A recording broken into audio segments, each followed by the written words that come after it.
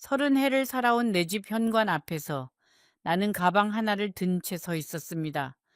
문은 안에서 잠겨 있었고 그 문을 잠근 사람은 다름 아닌 내가 배 아파 낳은 큰아들이었습니다. 72, 김말순. 그게 그날 아침 내 이름이었습니다. 나는 지금도 그 새벽의 공기를 잊지 못합니다. 손끝이 저릿할 만큼 차가웠던 바람, 입김이 하얗게 올라가던 조용한 골목, 그리고 문 안쪽에서 들려오던 며느리의 낮은 목소리. 어머니, 이제 저희도 저희 삶이 있잖아요. 그 한마디에 다리에 힘이 풀렸습니다. 30년을 그 집에서 살았는데, 그 집 기둥을 세운 돈이 누구 돈이었는데, 그 한마디에 나는 그 집의 남이 되어 있었습니다. 사람들은 자식 농사가 제일 어렵다고 합니다. 그런데 나는 농사라는 말조차 사치라고 느꼈습니다. 농사는 거두는 때라도 있지 않습니까? 자식이라는 건 평생을 심고, 평생을 물주고, 평생을 허리 굽혀 돌보아도 거두는 날이 끝내 오지 않는 경우가 허다하지요. 23세 시집을 와서 새 아이를 품에 안았을 때 나는 세상을 다 가진 줄로만 알았습니다. 새벽 4시면 일어나 시장 한 구석에서 나무를 팔았습니다. 한여름엔 땀이 눈을 찔렀고 한겨울엔 손가락이 갈라져 피가 났습니다. 그래도 집에 돌아와 아이들 얼굴을 보면 그 모든 고단함이 녹아 없어지는 것 같았습니다. 유난히 장사가 안 되던 겨울날 빙판 위에서 미끄러져 무릎이 찢어졌을 때도 나는 울 시간조차 없었습니다. 집에서 아이들이 엄마를 기다리고 있었으니까네요. 그날 밤 부엌에서 몰래 상처를 닦으며 울고 있었을 때 10살도 안 된 큰아들 재석이가 문틈으로 그 모습을 보고 있었다는 사실을 나는 한참 뒤에야 알게 되었습니다. 그 어린아이가 어머니의 등을 가슴에 새겼다던 그 밤, 그 아이가 훗날 어머니를 문 밖으로 내보내는 손이 되리라고 그때 누가 짐작이나 했겠습니까? 그 시절 시장에는 나 같은 아주머니들이 수십 명이나 있었습니다. 저마다의 사연을 가진 여자들이었습니다. 어떤 이는 남편을 일찍 여의었고 어떤 이는 남편이 병들어 누워 있었습니다. 우리는 서로의 사연을 캐묻지 않았습니다. 그저 아침에 만나면 오늘은 얼마 벌었어? 하고 저녁이면 내일은 좀 낫겠지 하며 등을 토닥였습니다. 그 한마디가 얼마나 큰 힘이었는지는 그 시절을 지나본 사람만이 압니다. 나보다 더 힘든 사람이 옆에서 웃고 있다는 것, 그 한 가지 사실이 나를 버티게 했습니다. 한 번은 시장에서 팥죽 한 그릇으로 끼니를 때우다가 그만 숟가락을 놓고 울어버린 날이 있었습니다. 그날은 남편이 떠난 지 꼭 100일이 되던 날이었습니다. 아이들 앞에서는 이를 악물고 참았지만 시장 골목 한 구석에서는 참을 수가 없었습니다. 옆에서 나무를 다듬던 이웃 아주머니가 말없이 다가와 내 등을 쓸어 주었습니다. 그녀는 아무것도 묻지 않았습니다. 그저 내 등이 진정될 때까지 묵묵히 손을 올려놓고 있었을 뿐입니다. 나는 그날 말을 걸지 않는 위로가 얼마나 큰 위로인지를 처음 알았습니다. 세상에는 말로 꺼내는 순간 오히려 더 아파지는 감정이 있으니까요. 예, 지금부터 여러분께 들려드릴 이야기는 단순히 슬픈 이야기가 아닙니다. 한 어머니가 어떻게 자기의 모든 것을 내어주고도 길 위에 서게 되었는지, 왜 가장 사랑했던 사람이 가장 낯선 사람이 되었는지, 그 모든 이야기가 이제 곧 펼쳐집니다. 혹시 여러분 곁에도 이런 어머니가 계신가요? 아니면은 여러분 자신이 지금 말순의 길을 걷고 계신가요? 댓글로 꼭 들려주세요. 오늘 이 이야기가 여러분의 마음을 스친다면 구독을 눌러 순자 할머니 곁에 오래 머물러 주세요. 이제 진짜 이야기는 여기서부터 시작됩니다. 남편은 내가 55이 되던 해에 병으로 떠났습니다.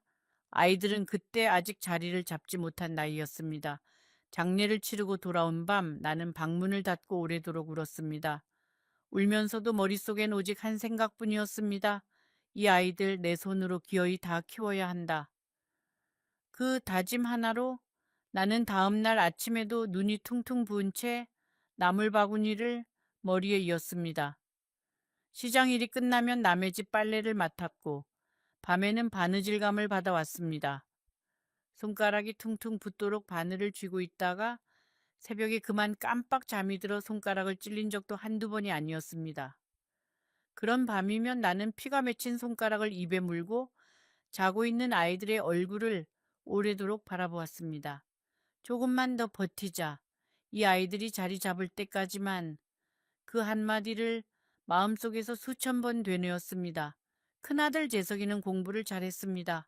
합격 통지서를 받아왔을 때 나는 그 종이 한 장을 붙잡고 웃다가 울었습니다. 둘째 미영이는 고등학교만 마치고 일을 하겠다고 했지만 나는 한사코 말렸습니다. 여자도 배워야 한다. 엄마처럼 살면 안 된다. 그 말 하나로 미영이도 전문대를 마쳤습니다. 막내 재현이는 유난히 몸이 약했습니다. 초등학교 3학년 때 심한 폐렴으로 한 달 넘게 병원 신세를 졌습니다. 낮엔 시장, 밤엔 병원. 나는 그 한 달 동안 거의 잠을 자지 못했습니다. 그 시기에 혼자 집에 남아있던 어린 미영이가 한 번은 이렇게 말했습니다. 엄마는 재현이만 좋아해. 나는 그 말을 흘려들었습니다.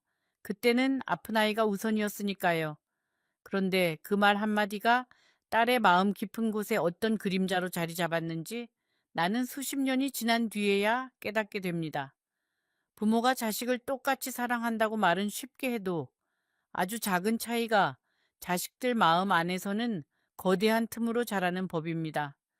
그 틈은 세월이 지날수록 좁아지는 것이 아니라 오히려 더 벌어집니다. 이웃에 살던 나이 많은 할머니가 한 번은 이렇게 말했습니다. 자네, 그렇게 살면 나중에 후회할 날이 올지도 몰라. 자식도 결국 자기 살 길 찾아가는 거야. 나는 그 말에 웃기만 했습니다. 어머니, 저는 제 몸이 망가져도 괜찮아요. 우리 애들만 잘 크면요.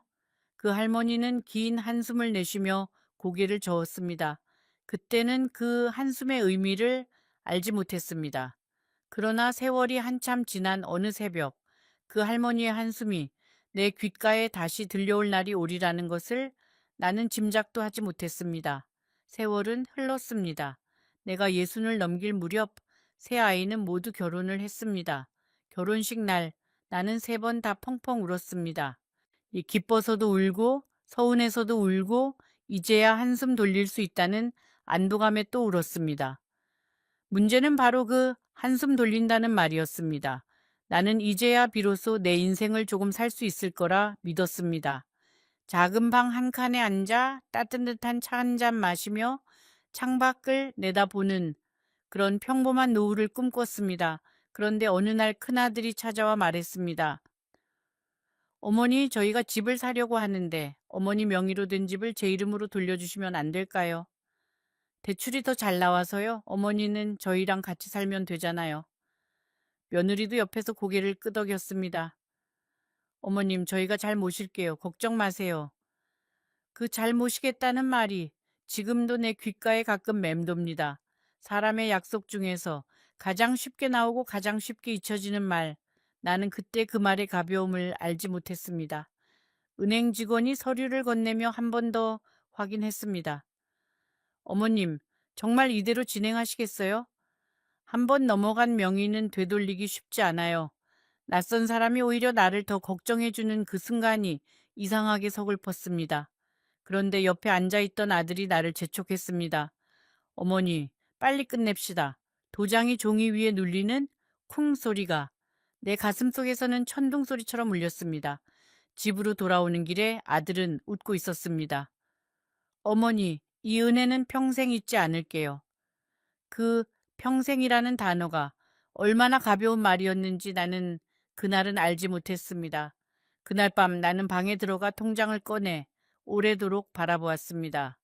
내 이름 석자가 적혀 있던 그 통장이 이제는 아무 의미가 없는 종이가 되어 있었습니다. 평생을 모은 돈이 다른 이름으로 넘어가는 순간 나는 비로소 내가 얼마나 많은 것을 이 한 장의 종이에 의지하고 살았는지 깨달았습니다. 사람들은 돈이 전부가 아니라고 말하지요. 맞는 말입니다. 돈이 전부는 아닙니다. 그러나 돈이 없는 어머니는 집 안에서도 발언권을 잃습니다. 돈이 없는 어머니는 식탁 위에서도 목소리가 작아집니다. 돈이 없는 어머니는 결국 구석방 손님이 되는 것입니다. 나는 그날 밤 오래된 일기장을 꺼내 한 문장을 적어 두었습니다. 오늘 나는 내 이름을 잃었다. 그리고 그 아래에 작은 글씨로 덧붙였습니다. 그러나 아들은 웃었다. 그래서 나도 웃었다. 그 문장을 쓰고 나서 한참을 바라보다가 결국 그 페이지를 찢어버렸습니다. 너무 서러운 문장이어서 내가 스스로에게 그 문장을 보여주고 싶지 않았기 때문입니다. 어머니라는 존재는 이상합니다. 자기가 아프면서도 그 아픔을 기록조차 허락하지 않으려 합니다. 기록이 남으면 그 아픔이 진짜가 되어 버릴 것 같아서 아픔이 진짜가 되는 순간 자식이 잘못한 사람이 되어 버리니까요. 어머니는 마지막까지 자식을 잘못한 사람으로 만들고 싶지 않은 것입니다. 여러분, 잠깐만요. 이 이야기를 들으시면서 혹시 한숨이 나오셨나요? 아니면 어머니, 그러시면 안 돼요 하는 말이 저절로 나오셨나요? 괜찮습니다. 그게 바로 사람의 마음이고, 그게 바로 우리가 이 이야기를 끝까지 들어야 하는 이유입니다. 조금만 더 기다려 주세요. 곧 말순이의 인생에서 가장 잔인한 겨울이 찾아올 테니까요. 처음 몇 달은 그런 대로 괜찮았습니다. 나는 아침 일찍 일어나 밥을 짓고 빨래를 개고 손자를 유치원에 데려다 주었습니다. 힘들다는 말은 한 번도 꺼내지 않았습니다. 오히려 내가 아직 쓸모 있는 사람이라는 사실이 기뻤습니다. 며느리가 좋아한다던 참기름을 시장에서 구해오기도 했고, 손자 옷을 손수 바느질에 만들어주기도 했습니다. 며느리는 그럴 때마다 어머님 이런 거 안 하셔도 되는데 하고 말했습니다. 나는 그 말 속에 고마움이 담겨 있다고 믿었습니다. 그러나 그것은 내가 믿고 싶었던 감정이었을 뿐 진짜 그녀의 마음은 아니었다는 것을 나는 나중에야 알았습니다. 어느 날부터 며느리의 태도가 달라지기 시작했습니다. 내가 정성껏 끓인 국을 한 숟가락만 떠먹고 내려놓는 일이 잦아졌습니다. 내가 개어놓은 빨래를 다시 펼쳐 자기 방식대로 개는 일도 생겼습니다. 처음엔 사소한 일이라 여겼습니다. 나이 든 사람과 젊은 사람의 방식이 다른 거라고. 그러나 사소한 일들이 하나둘 쌓일 때마다 나는 자꾸만 투명해지는 것 같은 기분을 느꼈습니다. 집 안에 있어도 없는 사람처럼, 숨을 쉬고 있는데도 아무도 내 숨소리를 듣지 못하는 사람처럼. 한 번은 며느리의 친구들이 집에 놀러 온 적이 있었습니다. 나는 과일을 예쁘게 깎아 접시에 담아 들고 거실로 나갔습니다. 며느리가 친구들에게 나를 소개할 차례였는데 며느리는 그저 우리 어머님이세요 한마디로 끝내고는 나를 다시 방 안으로 돌려보내는 눈빛을 보냈습니다. 나는 과일 접시만 내려놓고 조용히 내 방으로 돌아왔습니다. 방문을 닫고 침대 위에 앉아 거실에서 들려오는 젊은 여자들의 웃음소리를 오래도록 들었습니다. 그 웃음소리가 벽을 타고 넘어올 때마다 내 가슴 한 구석이 조금씩 깎여나가는 기분이었습니다. 집안에서 웃는 소리가 들리는데도 내가 함께 웃을 수 없다는 것. 그것만큼 서러운 일이 또 있을까요? 그날부터 나는 내 방에서 거실로 나가는 시간을 스스로 줄였습니다. 혹시나 며느리에게 부담이 될까봐, 혹시나 손님이 왔는데 내가 어색하게 할까봐. 내 집이었던 곳에서 나는 내 발소리마저 낮추며 걷기 시작했습니다. 슬리퍼 소리가 나지 않도록 양말을 두툼하게 신었고 문을 여닫는 소리가 나지 않도록 천천히 손잡이를 돌렸습니다. 누구도 나에게 그렇게 하라고 말하지 않았는데 나 스스로 나를 지워가고 있었습니다. 어머니라는 이름은 때로 그런 것입니다. 아무도 강요하지 않아도 스스로 먼저 자기 자신을 구석으로 미는 이름. 가장 아팠던 일은 손자가 나를 피하기 시작한 것이었습니다. 어느 날 부엌 모퉁이에 서 있다가 며느리가 손자에게 하는 말을 들었습니다. 할머니 방에 자꾸 가지 마. 할머니가 감기 옮기면 어떡하니? 감기라니. 나는 감기에 걸린 적도 없는데 순간 나는 깨달았습니다. 이건 감기의 문제가 아니라 벽의 문제였습니다. 며느리는 손자와 할머니 사이에 보이지 않는 벽을 조금씩 쌓고 있었던 것입니다. 그날 밤 나는 이불을 머리끝까지 덮고 오래도록 울었습니다. 소리가 새어나갈까봐 베개에 얼굴을 파묻은 채로 며느리가 미웠다기보다 내가 초라해서 울었습니다. 일생을 아이들을 위해 살아왔다고 자부했던 내가 정작 손자에게는 감기를 옮기는 존재로 여겨지고 있다는 사실이 믿기지 않았습니다. 나는 밤새 스스로에게 물었습니다. 내가 무엇을 잘못했는가? 내가 무슨 죄를 지었는가? 그러나 아무리 되짚어봐도 내가 잘못한 일은 떠오르지 않았습니다. 어쩌면 그것이 가장 큰 슬픔이었을지도 모릅니다. 잘못한 것도 없이 미움을 받는 것만큼 억울한 일은 없으니까요. 그 뒤로 나는 스스로 손자와 거리를 두었습니다. 아이가 놀고 있으면 내 방으로 조용히 들어갔습니다. 손자의 재롱이 보고 싶어도 며느리 눈치가 보여 먼저 다가가지 못했습니다. 집안에서 가장 작은 방, 가장 어두운 구석이 내 자리가 되어 갔습니다. 어느 밤 라디오를 듣다가 문득 이런 생각이 들었습니다. 내가 이 집의 손님이었구나. 내 집이라고 생각했던 이곳에서 나는 그저 손님이었구나. 눈물이 흘렀지만 곧바로 닦았습니다. 울어도 달라지는 것은 없었으니까요. 그러던 어느 날 부엌에서 며느리가 친구와 통화하는 소리를 우연히 듣게 되었습니다. 시어머니랑 같이 사는 게 이렇게 불편할 줄 몰랐어. 내 집인데 내 집 같지가 않아. 내 집. 그 두 글자가 내 가슴에 박혔습니다. 30년을 살아온 이 집이 어느새 며느리의 집이 되어 있었습니다. 나는 그날 밤 한숨도 자지 못했습니다. 그런데 그보다 더 가슴 아픈 일이 바로 그 다음 주에 일어났습니다. 둘째 미영이가 오랜만에 전화를 걸어왔습니다. 목소리가 평소와 달랐습니다. 엄마, 나 좀 어려워. 저 남편 사업이 잘 안 돼서. 나는 조심스럽게 물었습니다. 얘 얼마나 필요하니? 딸이 말한 액수는 내가 평생 모아온 예금의 거의 전부였습니다. 나는 통장을 만지작거리며 하룻밤을 고민했고 결국 다음 날 은행에 갔습니다. 딸이니까.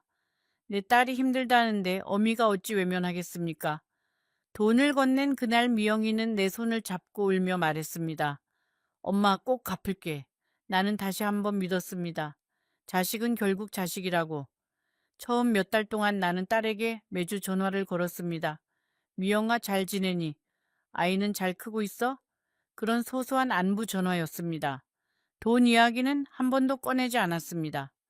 딸이 먼저 말을 꺼내주기를 기다렸을 뿐입니다. 하지만 딸은 그 이야기를 결코 먼저 꺼내지 않았습니다. 오히려 전화가 올수록 딸의 목소리는 짜증스러워졌습니다. 엄마, 나 바쁘다니까. 나중에 다시 할게. 그 나중이라는 말이 얼마나 서글픈 말인지, 어머니를 밀어내는 가장 정중한 말이 나중이라는 두 글자임을 나는 그때 배웠습니다. 자식들이 쓰는 나중은 결국 영원히와 같은 말입니다. 그 나중을 기다리다가 많은 어머니들이 세월을 다 써버립니다. 하지만 그 돈은 돌아오지 않았습니다. 미영이는 그 뒤로 전화도 뜸해졌고 명절에도 오지 않았습니다. 내가 전화를 걸면 며칠씩 답이 없었습니다. 처음엔 바쁜가 보다 했습니다. 두 번째엔 아이가 아픈가 보다 했습니다. 세 번째엔 사위와 사이가 좋지 않은가 보다 했습니다. 그렇게 나는 딸의 침묵에 매번 새로운 핑계를 만들어 주었습니다. 어머니는 자식의 침묵조차 사랑으로 덮어주려는 사람이니까요. 그 핑계가 하나씩 바닥나고 나서야 비로소 진실과 마주하게 됩니다. 어느 날 용기를 내어 물었습니다. 미영아, 얘 엄마가 뭘 잘못했니? 왜 그렇게 차갑니? 딸은 한참 말이 없다가 낮은 목소리로 대답했습니다. 엄마, 나는 엄마 목소리만 들어도 빛이 떠올라. 그래서 피하는 거야. 나는 그 말에 할 말을 잃었습니다. 사랑이었어야 할 어머니의 목소리가 딸에게는 갚지 못한 짐의 무게로 들린다니. 그 깨달음은 차라리 돈을 잃은 것보다 더 아팠습니다. 그 돈은 다시 벌 수도 있었지만 그 말은 두 번 다시 주워 담을 수 없는 것이었으니까요. 그날 이후로 나는 딸에게 먼저 전화를 걸지 않았습니다. 걸고 싶은 마음이 왜 없었겠습니까? 매일 밤 전화기를 만지작거렸습니다. 그저 목소리만 듣고 끊으면 어떨까? 아이는 잘 크고 있는지 한마디만 물으면 어떨까? 그러다가도 딸의 마지막 말이 귓가에 맴돌면 나는 다시 전화기를 내려놓았습니다. 어머니에게 가장 큰 벌은 자식에게서 미움을 받는 일이 아닙니다. 어머니에게 가장 큰 벌은 자식이 자기 때문에 괴로워하고 있다는 사실을 알면서도 아무것도 해줄 수 없다는 것입니다. 미영이가 내 목소리 때문에 괴로워한다면 내가 할 수 있는 가장 큰 사랑은 목소리를 내지 않는 것이었습니다. 그런데 이상하지요. 딸에게서 멀어지면 멀어질수록 오히려 그 아이의 어린 시절이 더 또렷하게 떠올랐습니다. 유치원 가방을 메고 배시시 웃던 6살의 미영이, 초등학교 첫날 울면서 내 손을 놓지 않던 8살의 미영이, 그리고 13살쯤이었던가 생리통으로 울던 밤에 내 무릎에 얼굴을 파묻고 엄마는 세상에서 제일 따뜻해 하던 그 아이. 그 아이가 이제는 내 목소리를 비주로 기억한다니. 사람의 마음이라는 것은 왜 이렇게 잔인하게 변하는 것일까요? 아니, 어쩌면 마음이 변한 게 아니라 삶이 너무 무거워서 그 마음을 들고 다닐 수가 없었던 것인지도 모릅니다. 막내 재현이는 또 달랐습니다. 결혼한 지 얼마 안 돼요. 말했습니다. 엄마, 작은 가게라도 차리면 성공할 자신 있어. 나는 남은 돈을 털어 막내에게 주었습니다. 막내는 정말 작은 분식집을 열었습니다. 처음엔 제법 잘 되는 듯 했는데 1년도 안 되어 가게는 문을 닫았습니다. 막내는 그 뒤로 나를 피했습니다. 어머니 얼굴을 볼 면목이 없다는 이유였습니다. 나는 막내의 그 면목 없음이 이해되면서도 야속했습니다. 면목이 없다는 것은 결국 자기 자존심을 지키겠다는 말이니까요. 어머니의 마음보다 자기 자존심이 먼저인 자식, 그것이 막내의 선택이었습니다. 나는 그 아이가 몸이 약해서 더 애틋하게 품었던 세월이 무색해졌습니다. 어쩌면 내가 너무 많이 품어주었기에 그 아이가 어머니 앞에서 초라한 자기를 보이는 것에 익숙하지 않은 어른으로 자란 것인지도 모릅니다. 사랑이 지나치면 어떤 아이에게는 오히려 족쇄가 됩니다. 어머니 앞에서 완벽하지 않으면 안 된다는 족쇄. 그래서 실패한 아이일수록 어머니에게서 더 멀어지는 것입니다. 한 번은 손주를 보려고 막내 집을 찾아갔습니다. 작은 며느리는 문을 반만 열고 말했습니다. 어머님, 애가 낮잠 자서요. 그 다음에 오세요. 그러고는 문을 조용히 닫았습니다. 나는 한참을 그 문 앞에 서 있다가 준비해온 과일 봉지를 문 앞에 놓아둔 채 발길을 돌렸습니다. 돌아오는 버스 안에서 창에 비친 내 얼굴이 낯설었습니다. 저 사람이 정말 나인가? 자식을 위해 평생을 바쳤다던 그 여자가 정말 저 초라한 얼굴의 할머니인가? 여러분, 한 가지 여쭙고 싶습니다. 부모의 사랑은 어디까지여야 할까요? 주어도 주어도 또 주어야만 하는 것일까요? 아니면 어느 순간엔 나도 이제 지쳤다고 말할 수 있어야 하는 것일까요? 댓글로 여러분의 솔직한 생각을 들려주세요. 말순이만의 이야기가 아닙니다. 어쩌면 여러분이 알고 있는 어느 어머니의 이야기이기도 할 테니까요. 그날은 유난히 추운 날이었습니다. 나는 부엌에서 저녁을 준비하고 있었습니다. 큰아들이 퇴근해 들어왔고 며느리가 먼저 말을 꺼냈습니다. 여보, 오늘 어머님 앞에서 말씀드리자. 나는 칼을 도마 위에 조용히 내려놓았습니다. 무언가 큰일이 오고 있다는 것을 어머니의 직감으로 알 수 있었습니다. 아들이 머뭇거리다 입을 열었습니다. 어머니, 저희가 이사를 가려고 해요. 아이도 크고 집도 좁고 그래서 어머니는 어머니 동생 집으로 잠깐 가 계시면 어떨까 해서요. 나는 그 어머니는이라는 세 글자를 귓가에서 몇 번이고 다시 들었습니다. 저희와 어머니는 사이에 그어진 그 선, 아들은 그 한 문장으로 이미 나를 우리가 아닌 타인으로 분류하고 있었습니다. 며느리는 바닥만 내려다보고 있었습니다. 좋은 그 침묵이 어떤 항변보다 더 분명한 대답이었습니다. 내가 장만한 집, 내가 도장을 찍어 아들 이름으로 돌려준 그 집, 그 집에서 내가 잠깐 나가야 한다는 말, 잠깐이라는 말이 얼마나 긴 시간을 뜻하는지 나는 그 자리에서 본능적으로 알았습니다. 나는 아무 말도 하지 않았습니다.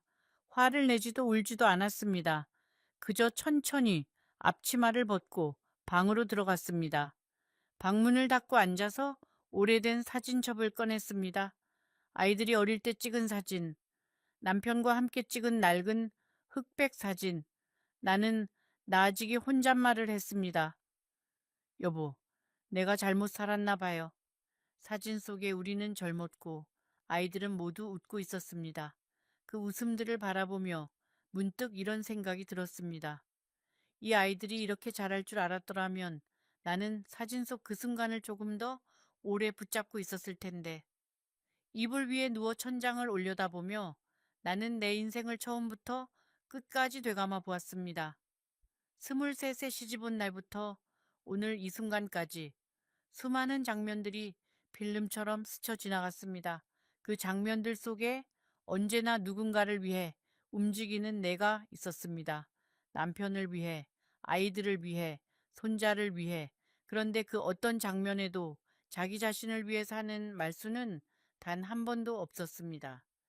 나는 나 자신을 위해 무엇을 했던가?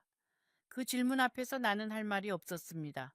그리고 바로 그것이 내 인생에서 가장 아픈 깨달음이었습니다. 그날 밤 나는 결심했습니다. 동생 집으로 가지 않겠다고. 동생에게도 동생의 삶이 있고 자신이 다시 누군가의 짐이 될 수는 없다고.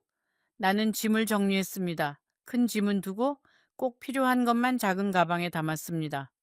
옷 몇 벌, 사진첩, 그리고 남편이 남긴 낡은 손목시계. 그게 전부였습니다. 아직 아무도 깨지 않은 새벽. 나는 조용히 현관문을 열고 밖으로 나왔습니다. 그리고 등 뒤에서 문이 철컥하고 잠기는 소리를 들었습니다. 그 소리가 어찌나 크게 들리던지 온 골목이 다 울리는 것 같았습니다. 나는 한참을 그 문 앞에 서 있었습니다. 혹시 아들이 나와서 내 팔을 붙잡아 주지 않을까? 며느리가 어머님 왜 그러세요 하며 뛰어나와 주지 않을까?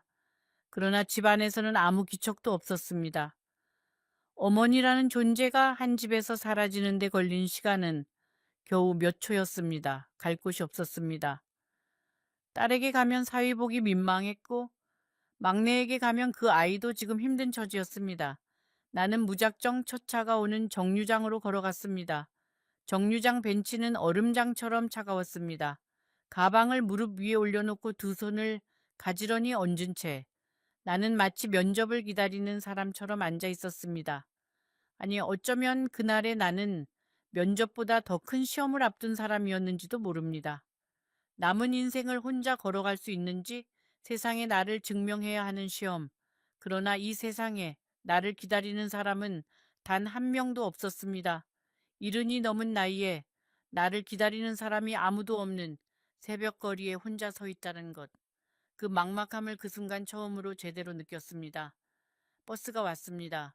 나는 목적지도 없이 버스에 올랐습니다. 이 창밖으로 아직 어두운 거리가 스쳐 지나갔습니다. 가로등이 하나둘 꺼져 가고 있었습니다. 버스 기사가 백미러로 나를 힐끗 보았지만 아무 말도 묻지 않았습니다. 아마 그 기사도 새벽 첫째 혼자 타는 할머니의 사연을 한두 번 본 게 아니었겠지요. 묻지 않는 것이 때로는 가장 큰 친절이라는 것을 나는 그날 처음 알았습니다. 종점에 내려서 근처에 문을 연 작은 식당으로 들어갔습니다. 가장 싼 된장찌개 백반을 시켰습니다. 그런데 밥을 절반도 못 먹었을 때 참고 있던 눈물이 결국 터지고 말았습니다. 뜨거운 국물의 온기가 오히려 가슴속 얼어있던 것을 녹이는 것 같았습니다. 나는 두 손으로 얼굴을 가린 채 소리 없이 울었습니다. 주인 아주머니가 다가와 따뜻한 물 한 잔을 말없이 내려놓고는 천천히 드세요. 한마디만 남기고 돌아섰습니다. 그 아주머니가 아무것도 묻지 않은 것이 그날 내가 받은 가장 큰 친절이었습니다. 식당에서 나와 한참을 걷다가 나는 작은 교회 앞에 섰습니다. 작은 안내판이 눈에 들어왔습니다. 어려우신 어르신들을 위한 무료 급식소 운영 중. 나는 그 앞에 한참을 서 있었습니다. 나도 이제 저기에 가야 할 신세가 된 것인가. 자존심이 한 발, 살아야 한다는 본능이 한 발, 두 발이 부딪히다가 결국 본능이 이겼습니다. 나는 그 교회의 문을 밀고 들어갔습니다. 그리고 그곳에서 앞으로 내가 머물 작은 쪽방에 대한 정보를 얻게 되었습니다. 쪽방은 몸 하나 누이면 가득 찰 정도로 작았습니다. 창 너머로는 다른 건물의 벽이 보였고 벽 사이 좁은 틈으로 하늘 한 조각이 간신히 보였습니다. 나는 그 하늘 한 조각이 얼마나 소중한지 그때 처음 알았습니다. 아들 집에 살 때는 창이 훨씬 컸는데도 그 풍경이 눈에 들어오지 않았습니다. 마음이 불편한 집에서는 창밖에 하늘도 보이지 않는 법이니까요. 이상하게도 이 좁은 방이 그 넓은 집보다 더 편했습니다. 누구의 눈치도 보지 않아도 된다는 것. 그것이 얼마나 귀한 자유인지 나는 이른이 넘어서야 알았습니다. 첫날 밤 나는 좁은 방의 낡은 벽지를 물끄러미 바라보았습니다. 벽지에는 오래된 얼룩과 찢어진 자국이 여기저기 있었습니다. 전에 이 방에 살던 이는 어떤 사람이었을까? 그 사람도 나처럼 자식에게 버림받은 어머니였을까? 아니면 평생을 홀로 살아온 외로운 아버지였을까? 나는 그 얼룩 하나하나의 이름 모를 누군가의 인생이 새겨져 있다는 생각이 들었습니다. 이 방은 슬픈 반기지만 그렇다고 외로운 방은 아니었습니다. 여기 들어와 본 사람들의 고단함이 벽지에 배어 있었고 그 고단함이 오히려 나를 감싸주는 것 같았습니다. 세상에는 이런 방도 있습니다. 빈 공간이 오히려 위로가 되는 방. 나는 가방에서 남편의 낡은 손목 시계를 꺼내 작은 창틀 위에 올려놓았습니다. 시계는 오래전에 멈춰 있었습니다. 남편이 떠나던 날 이후로 태엽을 감지 않았으니까요. 그런데 그날 밤 나는 손을 뻗어 그 시계에 태엽을 감았습니다. 시계 바늘이 다시 움직이기 시작했습니다. 똑딱똑딱 그 소리가 얼마나 크게 들리던지 마치 내 심장 소리처럼 느껴졌습니다. 나는 혼잣말을 했습니다. 여보, 나도 다시 한번 살아볼게요. 이 좁은 방에서 나의 두 번째 인생이 시작되고 있었습니다. 쪽방 이웃들은 대부분 나와 비슷한 사연을 가진 노인들이었습니다. 자식에게 모든 것을 내어주고 결국 혼자가 된 어머니들, 아버지들. 그들은 서로의 사연을 캐묻지 않았습니다. 아침에 만나면 잘 주무셨어요? 하고 저녁이면 오늘 하루 수고하셨어요? 하고 그 짧은 인사말이 얼마나 따뜻한 것인지 나는 그때 처음 알았습니다. 옆방의 박씨 할머니는 젊은 시절에 남편과 일찍 헤어지고 딸 하나를 혼자 키웠다고 했습니다. 그 딸이 결혼해 외국으로 떠난 후로는 1년에 한 번 연락이 올까 말까 한다고 했습니다. 그래도 우리 딸은 나쁘게 군 건 아니에요. 그저 자기 삶이 바빠서 그런 거지. 박씨 할머니는 늘 그렇게 말했습니다. 어머니들은 어쩌면 마지막까지 자식을 변호하는 사람들인지도 모릅니다. 세상 누구도 자식을 미워할 수 있지만 어머니만큼은 그렇게 되지 못하는 법이니까요. 정씨 할아버지는 건설 현장에서 일하다 허리를 다쳐 지팡이를 짚고 다녔습니다. 아들 둘이 있었지만 모두 아버지를 외면한 지 오래라고 했습니다. 어느 날 내가 뜨거운 김치국밥 한 그릇을 건네자 할아버지는 한참을 말없이 먹다가 조용히 말했습니다. 할머니, 이 국밥이 내 평생 먹어본 국밥 중에 제일 맛있소. 그 말에 나는 가슴이 저릿했습니다. 그가 말한 맛은 국밥의 맛이 아니라 오랫동안 느껴보지 못했던 누군가가 나를 생각해주는 마음의 맛이었을 것입니다. 그날 이후로 정씨 할아버지는 종종 내 방 앞에 뭔가를 두고 갔습니다. 어떤 날은 사과 한 알, 어떤 날은 삶은 달걀 2개. 말없이 두고 가서는 다음 날 아침에 복대서 마주치면 그저 허허 하고 웃기만 했습니다. 할아버지는 말주변이 없는 분이었습니다. 그런데 말주변이 없는 사람의 마음이 때로는 더 깊은 법입니다. 말 많은 사람은 말로 마음을 전하지만 말 없는 사람은 자기 온 시간을 들여 마음을 전합니다. 사과 하나를 사기 위해 지팡이를 짚고 시장까지 다녀오는 그 긴 걸음이 말보다 훨씬 무거운 고백이라는 것을 나는 그때 배웠습니다. 옆방의 박씨 할머니와는 서로의 외로움을 가장 가까이에서 나누는 사이가 되었습니다. 어느 밤 박씨 할머니가 내 방문을 두드렸습니다. 손에는 낡은 사진 한 장이 들려 있었습니다. 말순 언니, 이거 우리 딸 어릴 때 사진이에요. 한 번도 누구한테 보여준 적이 없는데 오늘은 이상하게 보여주고 싶어서. 사진 속의 여자아이는 환하게 웃고 있었습니다. 나는 그 사진을 두 손으로 받아들고 오래도록 바라보았습니다. 예쁘네요. 눈매가 할머니를 닮았어요. 박씨 할머니는 조용히 웃었습니다. 그래요. 다들 제 아빠 닮았다고 했는데 그 웃음 끝에 할머니의 눈에서 눈물이 한 방울 떨어졌습니다. 나는 아무 말도 하지 않고 그저 그 사진을 함께 바라보았습니다. 한 번은 내가 심한 감기에 걸려 며칠을 앓은 적이 있었습니다.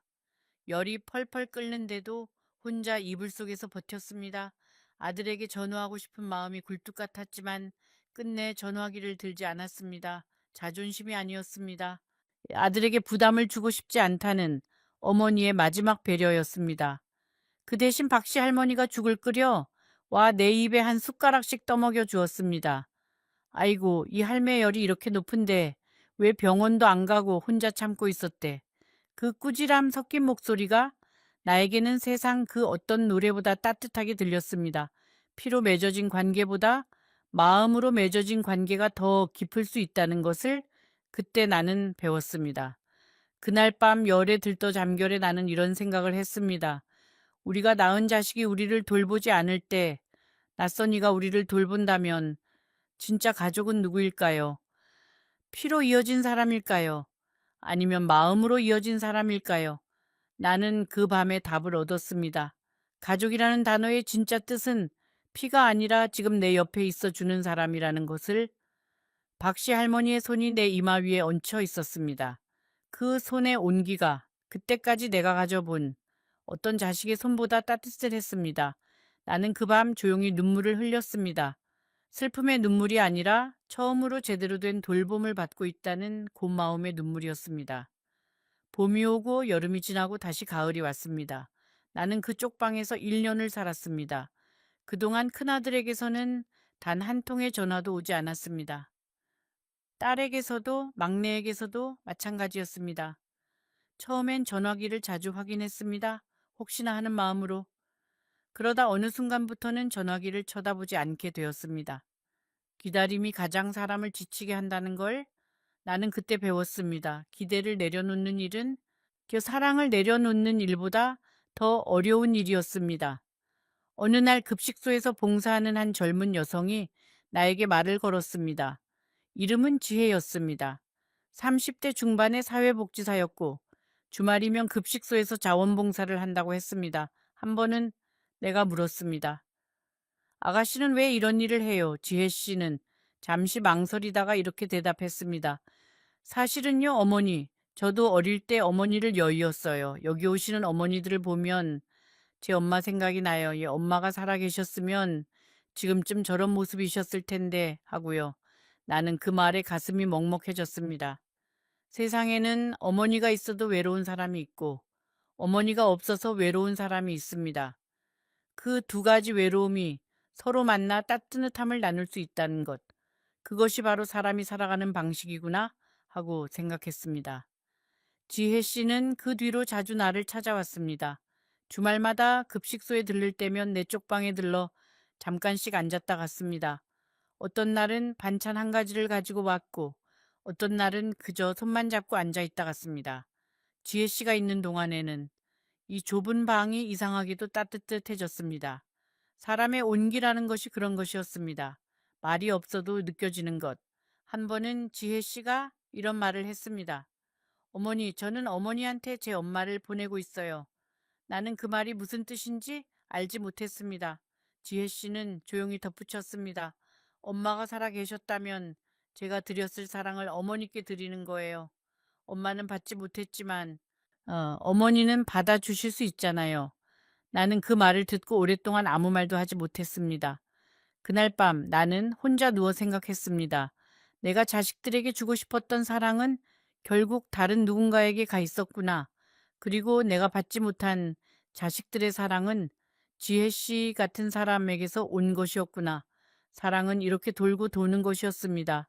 내가 준 사랑은 엉뚱한 곳에서 다시 돌아왔고, 내가 받지 못한 사랑은 또 다른 엉뚱한 곳으로 흘러갔습니다. 그러니 사랑이라는 것을 너무 한 곳에만 붙잡아 두지 말라고 누군가 그렇게 말해주는 것 같았습니다. 사랑은 물과 같아서 흐르도록 두어야 한다는 것을. 어느 날 지혜 씨는 나에게 작은 수첩 하나를 건넸습니다. 어머니, 말로 못하는 이야기를 종이 위에 쓰면 마음이 조금은 가벼워질 거예요. 나는 학교를 제대로 다니지 못해 글씨도 삐뚤빼뚤했지만 어느 밤 잠이 오지 않아 결국 그 수첩을 펼쳤습니다. 첫 페이지에 나는 이렇게 썼습니다. 나는 오늘도 살았다. 단지 그 한 문장이었습니다. 그 한 문장을 쓰고 나서 한참을 멍하니 수첩을 바라보았습니다. 그 6글자가 왜 그리 무겁게 느껴졌는지 모르겠습니다. 어쩌면 그 6글자는 내가 나에게 처음으로 건넨 격려의 말이었는지도 모릅니다. 평생 남편에게, 아이들에게, 손자에게 따뜻한 말을 건넸지만 정작 나 자신에게는 한마디도 건네지 못했던 나.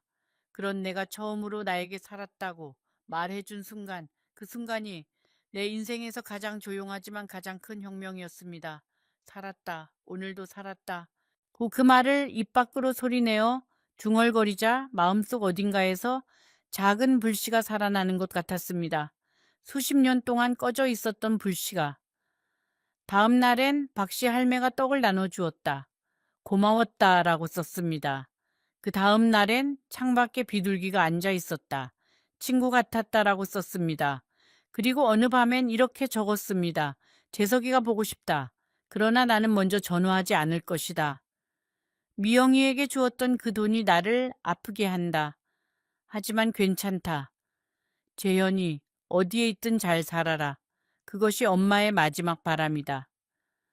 그 짧은 문장들 안에 내가 평생 입 밖으로 꺼내지 못했던 말들이 스며들어 있었습니다. 나는 그 수첩을 매일 밤 펼쳤습니다. 때로는 단 한 줄만 쓰고 덮었고, 때로는 여러 페이지를 가득 채우기도 했습니다. 수첩은 내 유일한 청자였습니다. 아무것도 묻지 않고, 아무것도 판단하지 않고, 그저 내 말을 받아주는 하얀 종이, 그 종이의 말을 하면서 나는 천천히 나 자신과 화해하는 법을 배워갔습니다. 한 달쯤 지났을 때 나는 문득 깨달았습니다. 나는 지금까지 한 번도 나 자신과 이야기해 본 적이 없었구나. 나는 남편과 이야기하고 아이들과 이야기하고 이웃과 이야기했지만 나 자신에게는 단 한 번도 제대로 말을 걸어본 적이 없었구나. 그 사실이 문득 서글펐지만 동시에 위안이 되었습니다. 아직 늦지 않았으니까요. 지혜 씨는 나를 설득해 작은 모임에 데리고 갔습니다. 비슷한 처지에 어르신 10명쯤이 모여 있었습니다. 그들은 각자의 이야기를 조심스럽게 꺼냈습니다. 한 할아버지가 말했습니다. 나는 아들에게 집을 주고 사업 미천까지 대줬어요. 그런데 사업이 망하니까 아들이 나를 더 미워하더라고요. 자기 인생이 망가진 게 내 탓인 것처럼. 또 다른 할머니가 말했습니다. 나는 자식이 셋이나 있는데 명절에 전화 한 통 받기가 하늘의 별 따기예요. 첫째는 둘째한테 미루고 둘째는 셋째한테 미루고 셋째는 바쁘다고 해요. 셋이 있으면 뭐 하나요? 없는 것만 못해요. 그 말끝은 떨리고 있었습니다. 나는 그 할머니의 손을 조용히 잡아주었습니다. 말은 하지 않았지만 손의 온기가 서로에게 충분한 위로가 되었습니다. 그 방에는 또 한 분의 할머니가 계셨습니다. 마음씨가 맑고 목소리가 작은 분이었습니다. 그녀는 나직이 말했습니다. 저는 평생을 며느리 눈치 보며 살았어요. 며느리가 웃으면 저도 웃고, 며느리가 찌푸리면 저도 찌푸리고, 어느 날 문득 생각해 보니 제가 언제 진짜 제 마음으로 웃었는지 기억이 안 나더라고요. 그 말에 나는 가슴이 내려앉는 것 같았습니다. 나 역시 그런 적이 있었기 때문입니다. 며느리의 표정 하나에 내 하루의 기분이 좌지우지되던 시절, 아이의 표정 하나에 내 마음이 춤을 추던 시절, 내가 언제 진짜 내 마음으로 웃었는지 나 역시 잘 기억나지 않았습니다. 자식을 낳는 순간부터 어머니의 감정은 자기 것이 아니게 됩니다. 자식의 감정에 맞춰 춤을 추는 인형이 되고 마는 것이지요. 그리고 젊은 편에 속하는 한 할머니가 말했습니다. 저는 그래도 자식 원망은 안 해요. 원망하면 제 마음이 더 무거워지니까요. 자식이 잘못한 만큼 저도 잘못한 게 있겠지. 너니 하고 넘겨요. 그녀의 말을 들으며 어떤 이들은 고개를 끄덕였고 어떤 이들은 고개를 저었습니다. 원망이라는 것이 그렇습니다. 원망하는 것도 힘든 일이지만 원망을 내려놓는 것은 더 힘든 일입니다. 원망을 놓는 순간 마치 자기가 받은 상처까지 놓아버리는 것 같은 기분이 드니까요.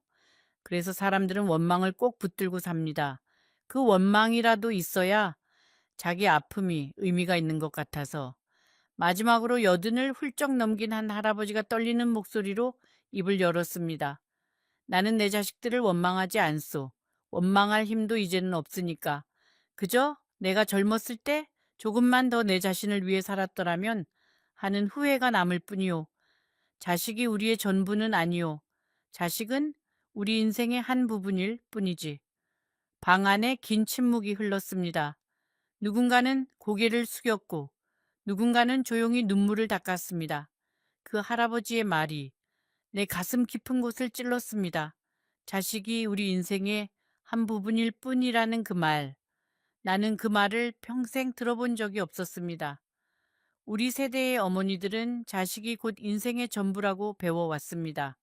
자식을 위해 자기 꿈을 접는 것이 당연하다고 배웠고, 자식이 잘 되면 내가 잘 된 것이라고 배웠습니다. 그런데 그 80 넘은 할아버지의 말 한마디가 평생 내가 붙잡고 있던 그 믿음을 흔들었습니다. 자식은 한 부분일 뿐이라니. 그렇다면 나머지 부분은 무엇이었을까요? 나는 그 나머지 부분을 단 한 번도 살지 못한 채 인생의 대부분을 흘려보낸 것이었습니다. 그 사실이 뒤늦게 얼마나 서러웠는지 모릅니다. 그 모임을 다녀오며 나는 깨달았습니다. 이건 나만의 이야기가 아니었구나. 나만 어리석었던 게 아니었구나. 그리고 이 아픔은 말하지 않으면 혼자서 썩어 들어가는 것이었구나. 돌아오는 길에 나는 오랜만에 밤하늘을 올려다보았습니다. 별이 몇 개 반짝이고 있었습니다. 예전에 어린 재현이가 엄마, 저 별 이름이 뭐야? 하고 묻던 목소리가 귓가에 맴돌았습니다. 살아가면서 우리는 얼마나 많은 것들을 놓치고 사는 것일까요? 하늘 한 번 올려다볼 여유도 없이 발밑만 보고 걸어가느라 우리가 놓친 풍경들이 얼마나 많았을까요? 그 모임 이후로 나는 조금씩 달라졌습니다. 여전히 쪽방에 살았지만 표정이 밝아졌습니다. 이웃들에게 반찬을 나누기도 하고 봉사활동에도 조금씩 나갔습니다. 나보다 더 힘든 이웃들을 보며 내 삶에도 아직 할 일이 남아있음을 느꼈습니다. 그러던 어느 날 전혀 예상치 못한 일이 일어났습니다. 큰아들 재석에게서 전화가 온 것입니다. 1년 하고도 몇 달 만이었습니다. 나는 전화기를 한참 바라보다가 겨우 통화 버튼을 눌렀습니다. 여보세요? 저쪽에서 떨리는 목소리가 들렸습니다. 엄마, 저예요. 나는 아무 말도 하지 않았습니다. 그 침묵은 오래 이어졌습니다. 어떤 말부터 해야 할지, 어떤 감정부터 꺼내야 할지 나 자신도 알지 못했으니까요. 기쁨, 슬픔, 분노, 체념, 용서, 미움, 그리움, 그 모든 감정이 한꺼번에 밀려올 때 어머니는 결국 아무 말도 하지 못하게 됩니다. 그 모든 감정을 담을 수 있는 말은 이 세상에 존재하지 않기 때문입니다. 수화기를 귀에 댄 채로 나는 창밖의 작은 하늘 조각을 바라보았습니다. 그 하늘이 흐릿해 보였습니다. 어쩌면 내 눈이 흐릿해진 것일지도 모르겠습니다. 나는 숨을 한 번 크게 들이쉬었다가 천천히 내뱉었습니다. 이 한 통의 전화를 기다리며 내가 얼마나 많은 밤을 뒤척였는지. 기다리지 않는 척 했지만 사실은 매일 기다렸다는 것을 아들에게만큼은 들키고 싶지 않았습니다. 어머니라는 자리는 이상한 자리입니다. 기다리면서도 기다리지 않는 척, 그리워하면서도 그리워하지 않는 척, 아프면서도 아프지 않은 척. 어머니는 평생 척을 하며 살아가는 존재입니다. 그런데 그 모든 척과의 밑바닥에는 자식이 어머니를 떠올려 주기를 바라는 아주 작은 기도가 숨어 있습니다. 아들이 머뭇거리다가 입을 열었습니다. 엄마, 제가 이혼했어요. 나는 그 말에 놀라지 않았습니다. 그저 조용히 그래 하고만 대답했습니다. 아들은 이어서 말했습니다. 엄마, 집이 경매로 넘어갔어요. 사업이 잘못돼서 빚이 너무 많아서. 나는 그 순간 오래전 이웃 할머니의 말을 떠올렸습니다. 자네, 나중에 후회할 날이 올지도 몰라. 수십 년을 지나 그 말이 끝내 현실이 되었던 것입니다. 그런데 이상하게도 나는 그 후회 속에서 한 가닥 평온함을 느꼈습니다. 아, 이 긴 이야기의 끝이 드디어 오고 있구나. 그런 생각이 들었습니다. 사람들은 흔히 말합니다. 자식이 잘못되면 부모의 마음도 무너진다고. 그러나 그 말은 아주 오래전 자식을 놓아버리지 못한 어머니들에게나 해당되는 말이었습니다. 이미 한 번 죽음보다 더 큰 이별을 겪어본 어머니에게는 자식의 불행조차 담담하게 다가옵니다. 안쓰러운 마음은 여전히 남아있지만 무너지지는 않습니다. 나는 이미 한 번 무너졌던 사람이기 때문입니다. 한 번 무너져 본 사람은 두 번째 무너짐이 오히려 조용합니다. 슬픔에도 내성이라는 것이 생기는 것일까요? 아니면 슬픔이라는 감정 너머에 더 담담한 무엇인가가 있는 것일까요? 아들의 울음소리가 수화기 너머로 길게 이어졌습니다. 그 울음소리 속에서 나는 묘하게도 어린 시절의 재석이를 떠올렸습니다.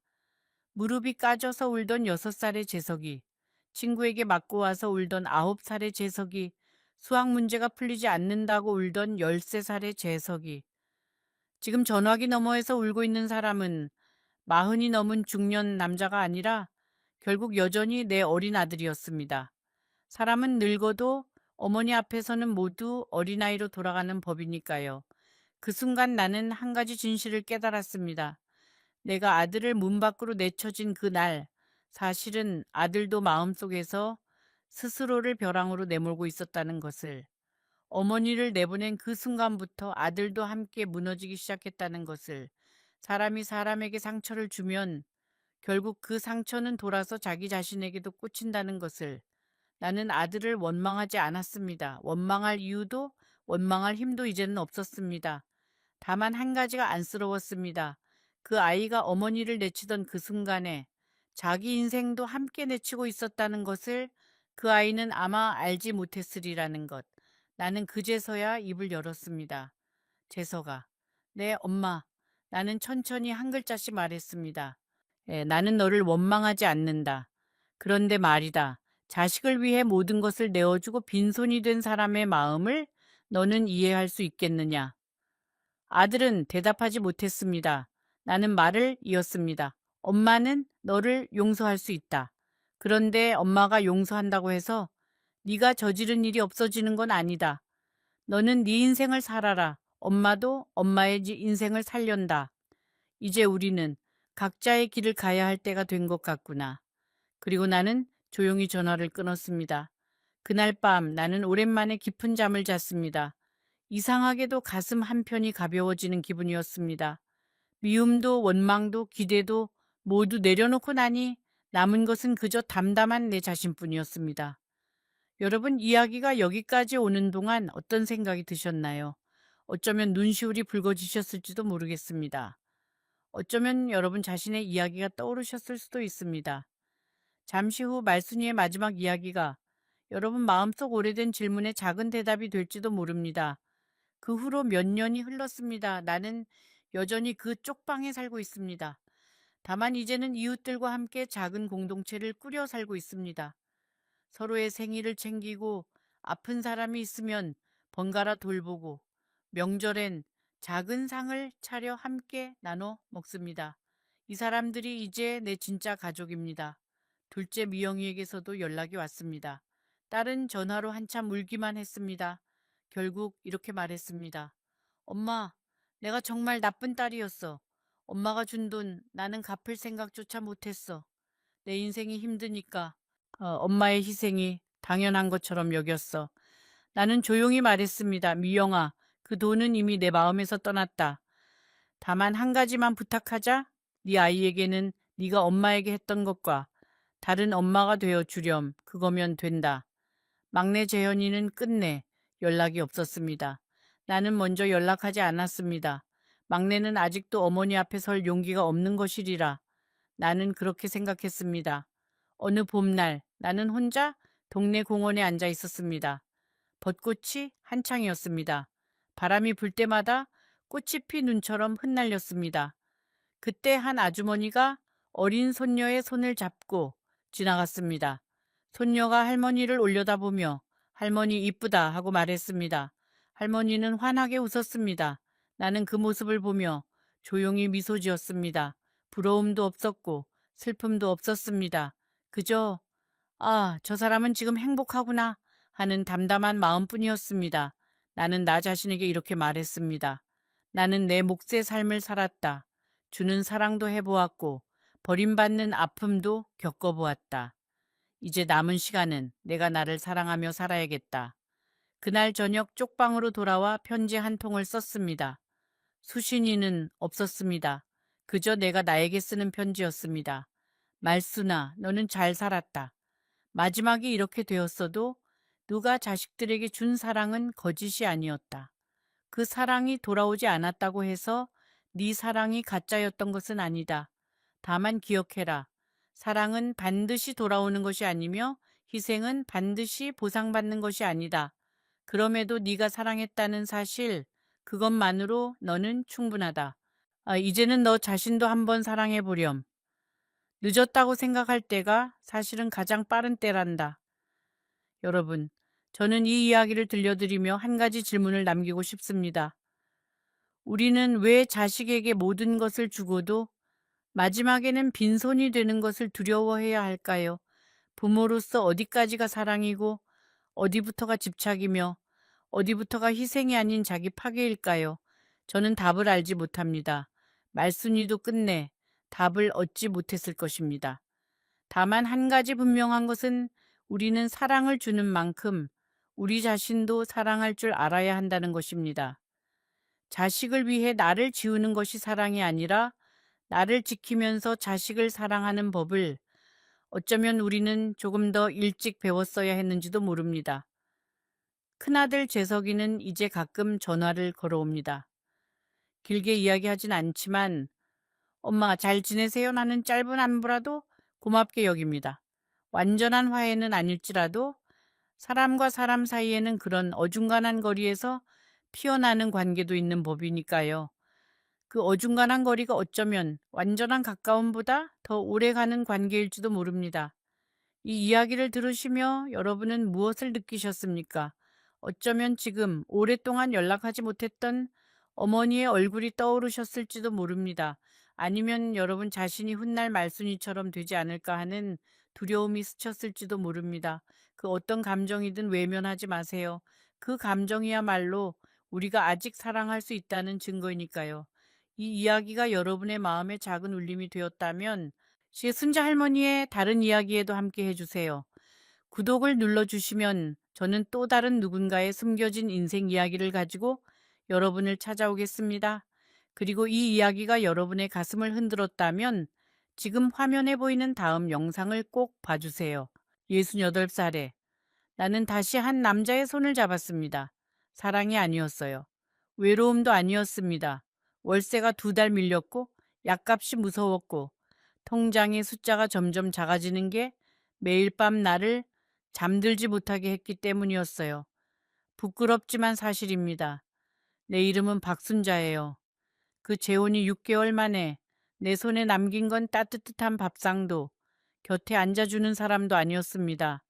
내 이름 석자가 찍힌 낯선 숫자들, 그리고 한 번도 만져본 적 없는 돈의 빚이었어요. 은행 창구 앞에서 그 종이를 처음 받아든 날 나는 다리가 떨려서 한참을 서 있었습니다. 숨을 제대로 쉴 수가 없었거든요. 사람들이 물어요. 이 할머니 그 나이에 왜 재혼을 하셨어요? 나는 그 질문에 한참을 대답하지 못했습니다. 그 대답 안에는 내 자식들 이야기가 있고 내가 평생 지켜온 자존심이 있고 그리고 한 남자의 웃는 얼굴이 있었기 때문이에요. 그 얼굴이 지금 생각하면 얼마나 무서운 얼굴이었는지. 오늘 나는 이 이야기를 하나도 숨기지 않고 꺼내놓으려고 합니다. 왜냐하면 이 땅에는 나 같은 할머니가, 나 같은 어머니가 한둘이 아니라는 걸 알기 때문이에요. 혹시 지금 이 이야기를 듣고 계시는 분 중에 비슷한 고민을 하는 분이 있다면 내 이야기가 작은 등불이 되었으면 좋겠습니다. 잠시 후 그 남자를 처음 만난 날부터 내가 도장을 찍던 손이 떨리던 그 순간까지, 그리고 6개월 뒤 내가 마주한 그 차가운 현실까지 하나도 빼놓지 않고 들려드릴게요. 혹시 여러분 곁에도 외로움 때문에 잘못된 선택을 할 뻔한 어르신이 계시다면 댓글로 한 말씀 남겨주세요. 나 혼자가 아니라는 위로가 되겠습니다. 그리고 이 순자 할머니의 이야기를 계속 듣고 싶으시다면 구독 한 번만 눌러주세요. 내 남편은 내가 63 되던 해에 떠났습니다. 평생 버스 운전을 하던 사람이었어요. 손이 크고 말수가 적고 화를 낼 줄 모르던 사람. 병이 찾아왔을 때도 내가 걱정할까봐 오래 숨겼습니다. 그 사람이 간 뒤로 3년은 어떻게 살았는지 기억도 나지 않아요. 아침에 눈을 뜨면은 옆자리가 비어 있다는 걸 매번 새로 확인해야 하는 그 고통, 겪어보신 분은 아실 거예요. 아들이 하나, 딸이 하나 있었습니다. 아들은 부산에서 작은 가게를 하고 딸은 서울의 회사에 다녔어요. 둘 다 착한 아이들이지만 착한 것과 곁에 있는 것은 다릅니다. 명절에 오면 반갑고 가고 나면 집이 더 조용해지는 그런 거리였어요. 나는 아이들한테 짐이 되고 싶지 않아서 늘 엄마는 괜찮다, 엄마는 잘 지낸다만 반복했습니다. 남편이 남긴 연금은 생각보다 적었어요. 집은 낡은 빌라 한 칸 전세였고요. 전세금은 해마다 조금씩 올라갔고 나는 통장에서 그 돈을 빼서 채웠습니다. 통장의 숫자는 줄어들기만 했어요. 식당 설거지 자리라도 알아봤지만 나이를 말하면 사장님들은 미안한 얼굴로 고개를 저었습니다. 60 넘은 할머니를 받아주는 곳은 쉽게 나오지 않았어요. 그 무렵이었어요. 동네 복지관 노래 교실에 친구가 나를 억지로 데리고 갔습니다. 나는 노래 같은 건 부르고 싶지 않았어요. 그런데 거기 그 사람이 있었습니다. 이름은 김씨라고 해두지요. 나보다 2살이 많았고 목소리가 부드럽고 웃을 때 눈이 초승달처럼 휘어지는 사람이었어요. 김씨는 자기도 오래전에 부인을 먼저 떠나보냈다고 했습니다. 아들 하나는 미국에 가 있어서 1년에 한 번도 만나기 어렵다고요. 그 말을 할 때 목소리가 살짝 떨렸어요. 나는 그 떨림에 마음이 움직였습니다. 비슷한 처지에 있는 사람끼리 서로 알아보는 그런 게 있잖아요. 적어도 나는 그렇게 믿었습니다. 우리는 노래 교실이 끝나면 근처 국수집에 가곤 했어요. 잔치국수 한 그릇에 단무지 몇 조각. 그 단출한 밥상 앞에서 그 사람은 늘 먼저 지갑을 꺼냈습니다. 순자 씨, 나는 돈은 많지 않지만 이 정도는 내가 내야 남자지요. 그 말이 어쩐지 든든했어요. 남편이 떠난 뒤로 누가 나를 그렇게 챙겨준 적이 없었거든요. 내 자식들한테도 나는 늘 신경 쓰지 않아도 되는 사람이었으니까요. 3달쯤 지났을 때 그 사람이 조심스럽게 말을 꺼냈어요. 순자 씨, 이렇게 따로 사는 것보다 같이 사는 게 어떻겠습니까? 나이 들어서 혼자 있다가 무슨 일 생기면은 아무도 모르지 않습니까? 나는 그 말이 참 현실적이라고 생각했습니다. 뉴스에서 혼자 사시다가 며칠 만에 발견되는 어르신 이야기를 볼 때마다 가슴이 서늘했거든요. 나한테도 그 일이 생기지 말라는 법은 없었으니까요. 나는 딸한테 먼저 전화를 했습니다. 딸은 한참 말이 없더니 이렇게 말했어요. 엄마, 나는 엄마가 행복하면 좋겠어. 그런데 그 사람이 어떤 사람인지는 꼭 제대로 알아봐야 해. 아들은 달랐습니다. 엄마, 그 나이에 무슨 재혼이에요. 사람들이 이상하게 볼 거예요. 그런데 아들은 알고 있었을 거예요. 자기 집에 내가 갈 수 없다는 걸요. 며느리가 나를 얼마나 불편해하는지도요. 며칠을 고민한 끝에 나는 나 자신에게 물었습니다. 순자야, 너 앞으로 10년, 20년을 혼자 버틸 수 있겠니? 대답이 나오지 않았습니다. 그래서 나는 그 사람의 손을 잡았어요. 큰 식은 올리지 않았습니다. 동네 식당에서 딸 내외와 아들 내외, 그리고 그 사람 쪽 지인 몇 분을 모시고 점심을 먹었어요. 그게 내 2번째 결혼식이었습니다. 처음 한 달은 꿈 같았습니다. 아침에 일어나면 누가 옆에 있다는 것, 밥상에 2사람 목쇠 그릇이 놓인다는 것, 저녁에 텔레비전을 같이 본다는 것, 이 작고 평범한 것들이 얼마나 큰 행복인지 몰랐어요. 그 사람은 내 손을 잡고 순자 씨, 이제 외로워하지 맙시다. 내가 있잖아요. 했습니다. 나는 그 말을 온 마음으로 믿었어요. 그런데 2달째로 접어들 무렵부터 작은 균열들이 생기기 시작했습니다. 처음엔 정말 사소했어요. 순자 씨, 내가 지갑을 집에 두고 나왔네요. 오늘 국수값 좀 부탁해도 될까요? 나는 당연히 냈지요. 부부인데 뭐 그런 걸로 따지겠어요. 그런데 오늘 한 번만 이 점점 늘어났어요. 병원에 갔는데 지갑을 안 가져왔다. 친구 상갓집에 부조금이 모자라다. 아들한테 급히 보낼 게 있다. 나는 이상하게 여기지 않았어요. 한 집에 사는 사람끼리 빌려주고 갚고가 어디 있겠어요. 그런데 지금 생각해 보면 빌려달라는 그 말을 쓴 건 언제나 그 사람이었습니다. 마치 언젠가는 돌려줄 것처럼. 그 말 한마디가 얼마나 계산된 말이었는지 나는 너무 뒤늦게 알았어요.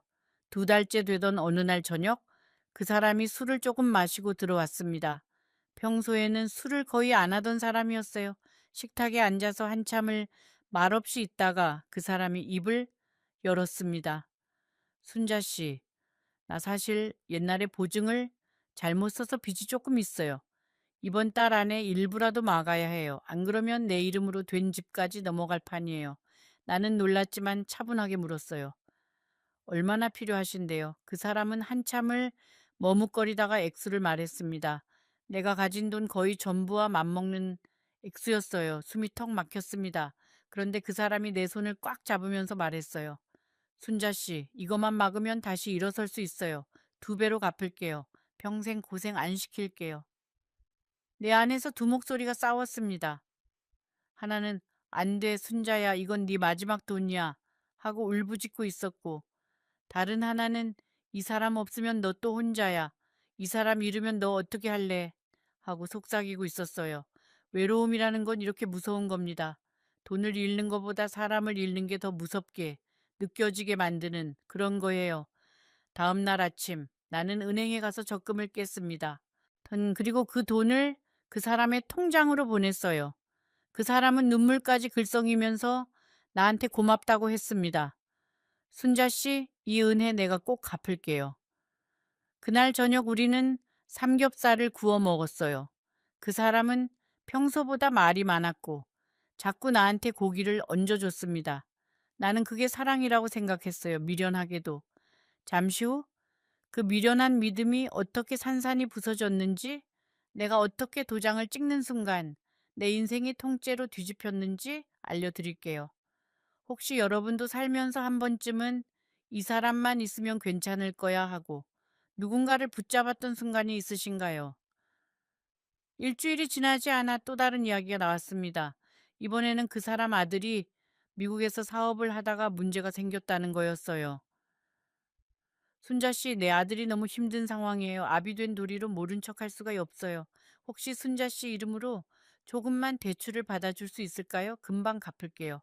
나는 그 말에 처음으로 의심이란 걸 해봤습니다. 내 이름으로 대출이라니. 그건 내가 책임져야 하는 돈이잖아요. 그건 좀 어려울 것 같아요. 부담스러워요. 내 말이 끝난 순간 그 사람의 얼굴이 아주 잠깐 싹 바뀌었습니다. 웃음기가 사라지고 눈빛이 차가워지던 그 찰나. 그 표정을 나는 지금도 잊을 수가 없어요. 그런데 그 사람은 곧 다시 웃는 얼굴로 돌아왔습니다. 아이고, 내가 괜한 말을 했네요. 잊어버려보요, 순자 씨. 그날 밤 나는 잠이 오지 않았습니다. 예. 아까 그 표정이 계속 떠올랐거든요. 내가 너무 예민한 걸까? 내가 사람을 잘못 본 걸까? 마음 한구석에서는 이미 답이 나와 있었습니다. 다만 그 답을 인정하고 싶지 않았을 뿐이에요. 사람이 의심을 품는다는 게 얼마나 힘든 일인지 아세요? 의심하는 순간 내가 살고 있는 이 집 전체가 무너질 것 같은 그런 기분이거든요. 그래서 나는 그 의심을 접어서 서랍 안에 밀어 넣었습니다. 다음 날 아침에는 아무 일 없는 것처럼 그 사람한테 미역국을 끓여줬어요. 그 사람의 생일이라고 했거든요.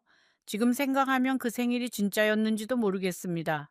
며칠 뒤 그 사람은 나를 어느 사무실로 데려갔어요. 자기 친구가 하는 일이라면서 얼굴만 비춰주면 된다고 했습니다. 사무실은 작고 어두웠고 안에 있던 사람들은 웃으면서 나를 맞이했어요. 그 사람들이 서류를 내밀면서 말했습니다. 어머니, 여기 그냥 이름 석자만 써주시면 됩니다. 이게 뭔데요? 하고 나는 물었어요. 그러자 내 옆에 있던 그 사람이 대신 대답했습니다. 아, 별거 아니에요. 내 친구 사업에 내가 얼굴 내민다는 증명 같은 거예요. 내 마음속에서는 이미 아니라는 신호가 울리고 있었어요. 그런데도 나는 그 서류에 이름을 썼습니다. 왜냐하면 그 사람이 내 옆에서 내 어깨를 살짝 감싸고 있었거든요. 사람들 앞에서 내 남편을 망신 주고 싶지 않았어요. 체면이라는 거요. 그게 결국 나를 무너뜨린 겁니다. 사무실을 나오면서 그 사람은 유난히 말이 많았습니다. 어느 식당이 맛있다더라. 다음 주엔 목욕탕에 가자. 봄이 오면 꽃구경을 가자. 나는 그 말들을 들으면서 고개를 끄덕였지만 속으로는 이상한 기분이 가시지 않았어요. 뭐랄까, 내가 잘 알던 사람이 갑자기 연극을 시작한 것 같은 느낌? 그 연극의 제목도 결말도 오직 그 사람만 알고 있는 그런 연극이요. 그날 이후로 집 분위기가 조금씩 달라졌어요. 그 사람은 외출이 잦아졌고 늦게 들어오는 날이 많아졌습니다. 친구 집에서 잤다. 급한 일이 있었다. 선배 병문안을 갔다? 처음엔 믿었어요. 아니, 믿고 싶었어요. 의심하는 나 자신이 싫었으니까요. 그 무렵 동네 슈퍼에서 옛 노래 교실 친구를 우연히 만났습니다.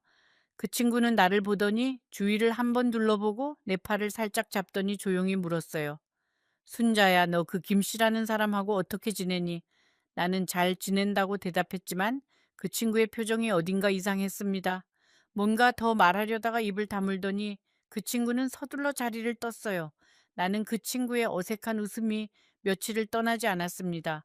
뭔가 내가 모르는 이야기가 동네에 돌고 있다는 느낌이었어요. 그런데 나는 물어볼 용기가 나지 않았습니다. 그때 나한테 중요한 건 진실이 아니라 내 집의 평화였어요. 그 평화가 가짜라는 걸 어렴풋이 알면서도요. 집에 돌아와서 나는 오래된 앨범을 꺼냈습니다. 먼저 간 남편과 찍은 사진들이 거기 있었어요. 신혼여행 사진, 아이들이 어릴 때 유원지에서 찍은 사진, 남편의 환갑잔치 사진, 한 장 한 장 넘기다가 나는 조용히 울었습니다. 사진 속의 남편은 여전히 그 크고 조용한 손을 내 어깨에 얹고 있었어요. 여보, 내가 이렇게 됐어요. 나는 마음속으로 말했습니다. 남편이 뭐라고 대답했을까요? 아마 괜찮아, 순자야, 네 잘못이 아니야 했을 거예요. 어느 밤 그 사람이 들어오지 않았어요. 나는 잠이 오지 않아서 거실에 앉아 있었습니다. 그 사람 책상 위에 편지 한 통이 놓여 있는 게 눈에 들어왔어요. 나는 남의 물건을 뒤지는 사람이 아닙니다. 평생 그래 본 적이 없어요. 그런데 그날은 손이 먼저 움직였습니다. 봉투를 열었어요. 안에는 독촉장이 들어 있었습니다. 그런데 그 독촉장에 적힌 이름이 그 사람 이름이 아니었어요. 내 이름이었습니다. 박순자. 내가 며칠 전 사무실에서 이름 석자를 적은 바로 그 이름. 그리고 그 아래 적힌 금액은 내가 평생 한 번도 만져본 적 없는 숫자였습니다. 나는 그 종이를 쥐고 한참을 앉아 있었어요. 눈물이 나올 줄 알았는데 이상하게 눈물이 안 나왔습니다. 눈물보다 먼저 오는 게 있더라고요. 배신이라는 감정 앞에서는요. 그날 밤 나는 거실불을 켜놓은 채로 소파에 앉아 있었습니다. 그 종이를 무릎 위에 올려놓고요. 시계의 초침 소리가 그렇게 크게 들린 적은 처음이었어요. 똑똑똑. 그 소리가 마치 내 심장을 하나씩 깎아내는 것 같았습니다. 한 번은 그 종이를 찢어버리고 싶었어요. 찢어서 물에 내려버리면 이 일이 없었던 일이 될 것 같은 그런 어리석은 생각. 그런데 찢지 못했습니다. 그리고 찢는다고 사라지는 게 아니라는 걸 알았으니까요. 나는 결국 그 종이를 도로 봉투에 넣고 식탁 위에 조용히 올려두었습니다. 새벽 3시쯤 나는 외투를 걸치고 집을 나섰어요. 집 안의 공기가 너무 무거워서 숨이 막힐 것 같았거든요. 거리에는 아무도 없었습니다. 가끔 고양이 한 마리가 담벼락 아래를 지나갈 뿐이었어요. 나는 길을 걸으면서 오래전 이 동네에 처음 이사 왔을 때를 떠올렸습니다. 40이 갓 넘었을 때 장바구니를 양손 가득 들고 이 거리를 오르내리던 그 젊은 순자를요. 그때 나한테 지금의 내 모습을 보여주면 뭐라고 할까요? 아마 믿지 않을 거예요. 집에 돌아온 건 5시가 좀 넘어서였습니다. 부엌에서 물 한 잔을 따랐는데 손이 떨려서 물이 튀었어요. 나는 그 차가운 물을 천천히 마셨습니다. 물이 목을 타고 내려가는 그 감각이 이상하게 생생했어요. 아, 나 아직 살아있구나. 사람이 큰일을 겪으면 제일 먼저 하는 일이 그거더라고요. 내가 진짜 살아있는지 확인해 보는 것. 아침이 오자마자 나는 전화기를 들었습니다. 그 사람은 하루가 지나도 이틀이 지나도 들어오지 않았어요. 전화를 걸면 전원이 꺼져 있었습니다. 한 번, 두 번, 10번, 20번. 통화 연결음이 멈추는 순간마다 내 심장도 같이 떨어지는 것 같았어요. 사흘째 되던 날, 나는 결국 딸한테 전화를 걸었습니다. 사실 그 전화를 걸기까지 내가 얼마나 망설였는지 몰라요. 수화기를 들었다가 놓고 또 들었다가 놓고 딸한테 뭐라고 설명해야 할지 입이 떨어지지 않았어요. 엄마가 자기 전 재산을 잃었다고? 엄마가 자기 이름으로 된 빚을 지게 됐다고? 이걸 어떻게 자식한테 말합니까? 엄마는 자식 앞에서는 늘 단단한 사람이어야 하는데 나는 그 단단함을 그날 처음으로 내려놓아야 했어요. 전화를 걸기 전에 나는 찬물로 얼굴을 한번 씻었습니다. 머리도 천천히 빗었어요. 전화기 너머로 딸이 보는 것도 아닌데 나는 그 순간 내 꼴을 조금이라도 추스르고 싶었습니다. 엄마라는 사람은 무너지는 순간에도 자식 앞에서는 무너지지 않은 척하고 싶은 그 이상한 습관이 있어요. 딸은 전화기 너머에서 한참 말이 없더니 이렇게 말했습니다. 엄마, 내가 지금 내려갈게. 아무것도 만지지 말고 그 독촉장 그대로 두고 내가 갈 때까지만 기다려. 딸은 그날 저녁 늦게 도착했습니다. 집에 들어오자마자 나를 꼭 안아줬어요. 아무 말도 하지 않고 그냥 안아만 줬습니다. 그런데 나는 그 품에서 처음으로 울음이 터졌어요. 68 먹은 어미가 40간 넘은 딸의 품에서 어린아이처럼 엉엉 울었습니다. 그 순간 알았어요. 내가 누구 때문에 그동안 견뎠는지, 내가 무엇을 지키려고 그렇게 했는지를요. 다음 날 아침 딸은 나를 데리고 변호사 사무실에 갔습니다. 낡은 건물 3층에 있는 사무실이었어요. 엘리베이터가 없어서 계단을 올라갔는데 나는 다리가 후들거려서 중간에 한번 쉬어야 했습니다. 딸은 내 팔을 꼭 잡고 말했어요. 엄마, 천천히 가요. 급할 거 없어요. 평생 나는 누구한테 급할 거 없다는 말을 들어본 적이 별로 없었어요. 늘 서둘러야 했고, 늘 무언가를 해내야 했으니까요. 그 계단 중간에서 딸이 해준 그 한마디가 나한테는 정말 큰 위로였습니다. 변호사는 서류를 꼼꼼히 보더니 긴 한숨을 쉬었어요.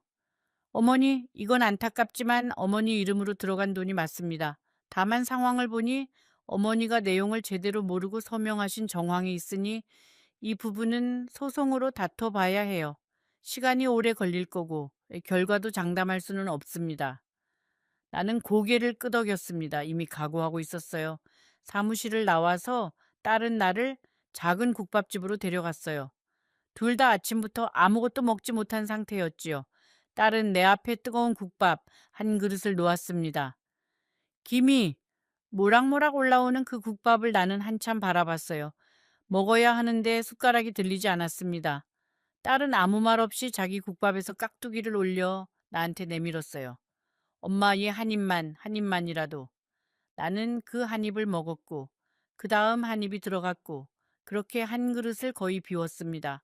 슬픔 앞에서도 사람은 먹어야 살더라고요. 그게 또 서러웠어요. 그 사람의 행방은 한동안 알 수 없었습니다. 경찰에 신고도 해봤지만 연락이 닿지 않는다는 말만 들었어요. 그 사람이 처음부터 이럴 작정이었는지 중간에 그렇게 된 건지 나는 아직도 모르겠습니다. 아니, 사실은 알고 있는데 인정하기가 싫은 거겠지요. 그 따뜻한 국수집 국물도 내가 있잖아요. 하던 그 말도 다 거짓이었다는 걸요. 그 사람이 사라지고 한 달쯤 지났을 때 동네 시장에서 그 사람의 옛 지인이라는 분을 우연히 만났어요. 그분은 나를 알아보고 아주 조심스럽게 다가와서 말했습니다. 어머니, 혹시 그 양반 소식 못 들으셨어요? 그 양반 원래 돈 문제가 많던 사람이에요. 전 부인도 그것 때문에 먼저 떠나셨다는 소문이 있었어요. 어머니는 그런 거 모르고 결혼하신 거지요? 나는 시장 한복판에 그냥 서 있었습니다. 사람들이 지나다녔고 상인들이 물건을 팔았고 아이들이 엄마 손을 잡고 웃고 있었는데 나만 혼자 그 자리에 멈춰 있었어요. 집에 돌아와서 나는 한참을 현관 앞에 서 있었어요. 신발을 벗을 힘도 없었습니다. 시장에서 들은 그 말들이 머릿속에서 맴돌았어요. 그 말들이 하나하나 내 안에 박히는데 이상하게도 놀라지 않았습니다. 나는 이미 마음 한구석에서 알고 있었던 것 같아요. 사람이 가장 무서운 게 뭔지 아세요? 진실을 모르는 게 아니에요.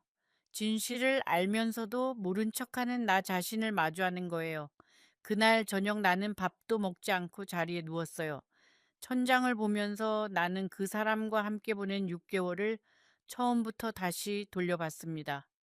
국수집에서 잔치국수를 먹던 날 그 사람이 지갑을 꺼내며 이 정도는 내가 내야 남자지요 하던 순간, 복지관에서 내 손을 처음 잡아주던 순간, 같이 삽시다 하던 그 밤, 결혼식이라 부르기도 어색한 그 점심 식사, 그 모든 장면 속에서 그 사람의 미소는 이제 다르게 보였습니다. 똑같은 미소인데도 이제는 그 뒤에 숨어 있던 것들이 조금씩 비쳤어요. 진짜가 아니었던 눈빛, 계산된 말투의 아주 미세한 기울기, 내 손을 잡을 때의 힘의 정도 참 이상하지요. 그땐 안 보이던 것들이 끝나고 나서야 보인다는 게 나는 일어나서 거울 앞에 섰습니다. 거울 속에는 머리가 하얀 할머니 한 사람이 서 있었어요. 나는 그 할머니한테 물었습니다. 순자야, 너 왜 그 사람을 믿었니? 너 왜 그 서류에 이름을 썼니? 너 왜 아이들 말을 더 귀 기울여 듣지 않았니? 거울 속에 내가 대답하지 않았어요. 나는 이미 답을 알고 있었으니까래요. 외로워서요. 그냥 너무 외로워서요. 그날부터 나는 아주 조금씩 나를 추스르기 시작했습니다. 딸은 나를 자기 집으로 모시려 했지만 나는 거절했어요. 이 문제는 내가 시작한 일이니까 내가 끝을 봐야 한다고 생각했거든요. 물론 빚은 내 힘으로 다 갚을 수 없어요. 그건 현실입니다. 그런데 감당한다는 건 돈으로만 하는 게 아니더라고요. 감당한다는 건 도망치지 않는 거예요. 마주보는 거고요. 매일 아침 나는 집 근처 공원을 한 바퀴 돌았습니다. 걷다 보면 머릿속에 뭉쳐있던 생각들이 조금씩 풀렸어요. 걸으면서 나는 내 인생을 처음부터 다시 돌아봤습니다. 20살에 시집 와서 아이 둘 낳고 남편 뒷바라지하고 시부모 모시고 그렇게 40년을 넘게 살아온 내 인생을요. 나는 평생 누군가를 위해 살았어요. 부모를 위해, 남편을 위해, 아이들을 위해. 그런데 내 인생에서 순자야, 너는 뭘 원하니? 하고 물어본 사람은 한 명도 없었습니다. 나조차도요. 그 질문을 처음 떠올린 게 언제였냐면 바로 그 남자가 내 손을 잡고 같이 삽시다 했던 그 순간이었어요. 그 순간 나는 처음으로 내 행복을 생각했습니다. 그런데 그 출발점이 그렇게 잘못된 곳이었다는 게 지금도 가슴이 아파요. 딸은 주말마다 서울에서 내려왔습니다. 올 때마다 반찬을 한 보따리씩 들고 왔어요. 엄마, 이거 내가 만든 거 아니야? 반찬 가게에서 산 거야. 딸은 그렇게 말했지만 나는 알았습니다. 그 반찬이 전부 딸의 손에서 나온 것이라는 걸요. 딸의 손이 거칠어지고 눈밑이 까매진 것도 다 보였어요. 엄마라는 사람은 자기가 아무리 힘들어도 자식의 고단함이 먼저 보입니다. 어느 주말에는 아들이 부산에서 올라왔어요. 내가 오지 말라고 몇 번을 말했는데도 아들은 새벽 기차를 타고 왔습니다. 문을 열었을 때 아들의 얼굴을 보고 나는 가슴이 덜컥 내려앉았어요. 아들의 눈이 빨갰거든요. 기차 안에서 얼마나 울었는지 한눈에 알 수 있었습니다. 내 아들은 원래 눈물이 많은 아이가 아니에요. 아버지 장례 때도 끝까지 입을 꾹 다물고 있던 아이였어요. 그런데 그날은 내 앞에서 현관에서 신발도 벗지 않은 채로 그 큰 아이가 고개를 숙이고 어깨를 들썩였습니다. 아들은 집에 들어오자마자 아무 말도 없이 한참을 서 있었습니다. 그러다가 작은 소리로 엄마 미안해요 했어요. 네가 왜 미안하니 했더니 아들이 고개를 숙이면서 말했습니다. 내가 그때 그 나이에 무슨 재혼이냐고 엄마한테 모질게 말했잖아요. 그 말이 엄마를 더 외롭게 했을지도 모르겠다는 생각이 들어요.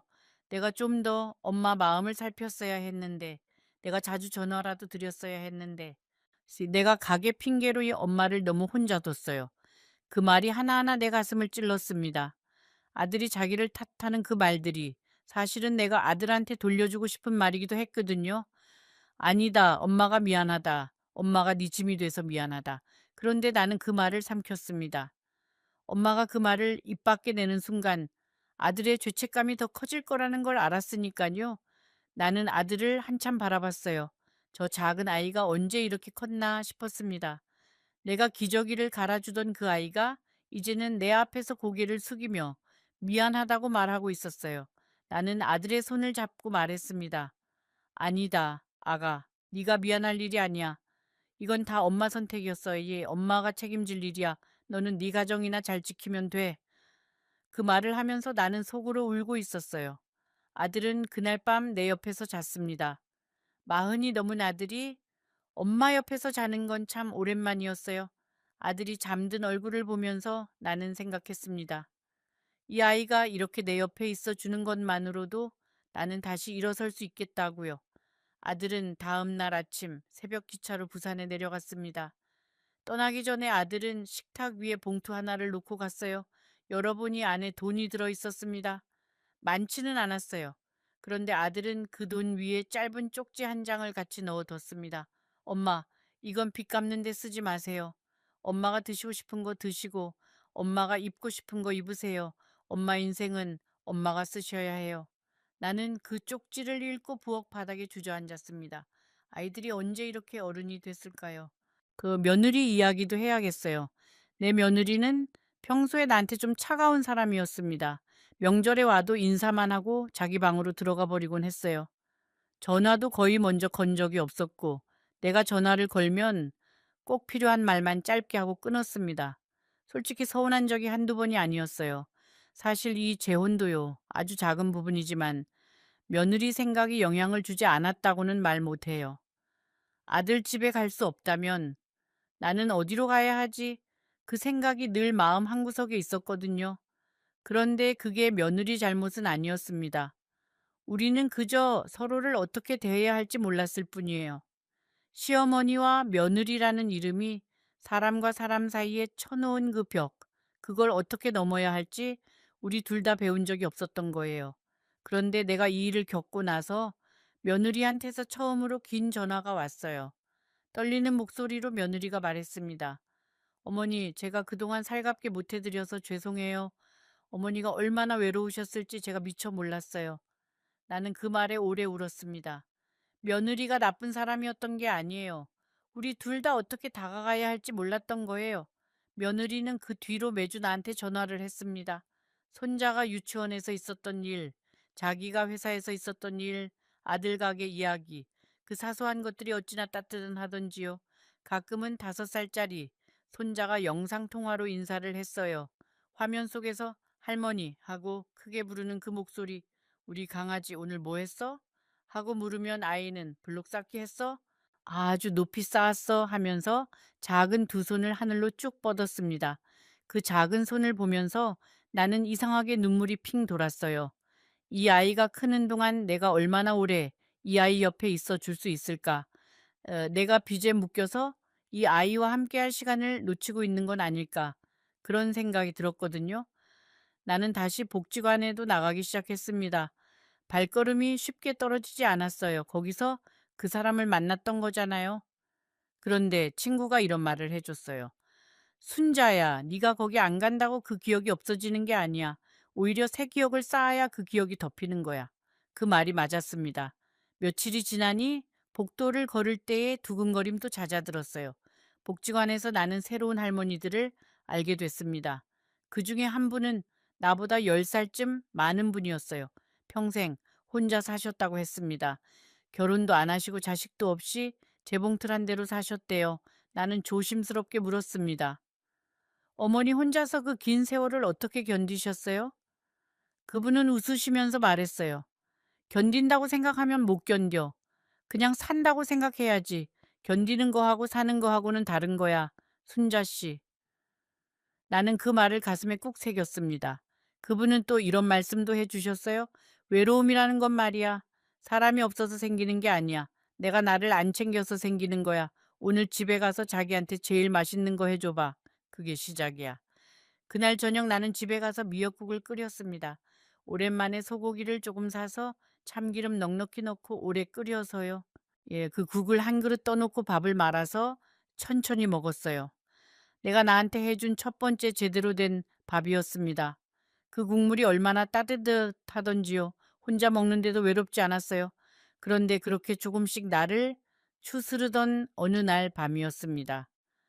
11시가 조금 넘었을 때 전화벨이 울렸어요. 모르는 번호였습니다. 나는 망설이다가 받았어요. 저쪽에서 낯선 남자 목소리가 들렸습니다. 혹시 박순자 어머니 되십니까? 나는 가슴이 철렁했어요. 네, 맞는데요. 누구세요? 저는 요양병원에서 일하는 사람인데 어머니 성함이 보호자란에 적혀 있어서 연락드립니다. 김 선생님이라는 분을 아십니까?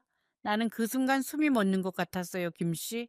내가 도장을 찍고 내 돈을 전부 가져가고 내 이름으로 빚을 남기고 사라진 그 사람이 병원에 있다는 거예요. 전화기를 쥔 손이 떨렸습니다.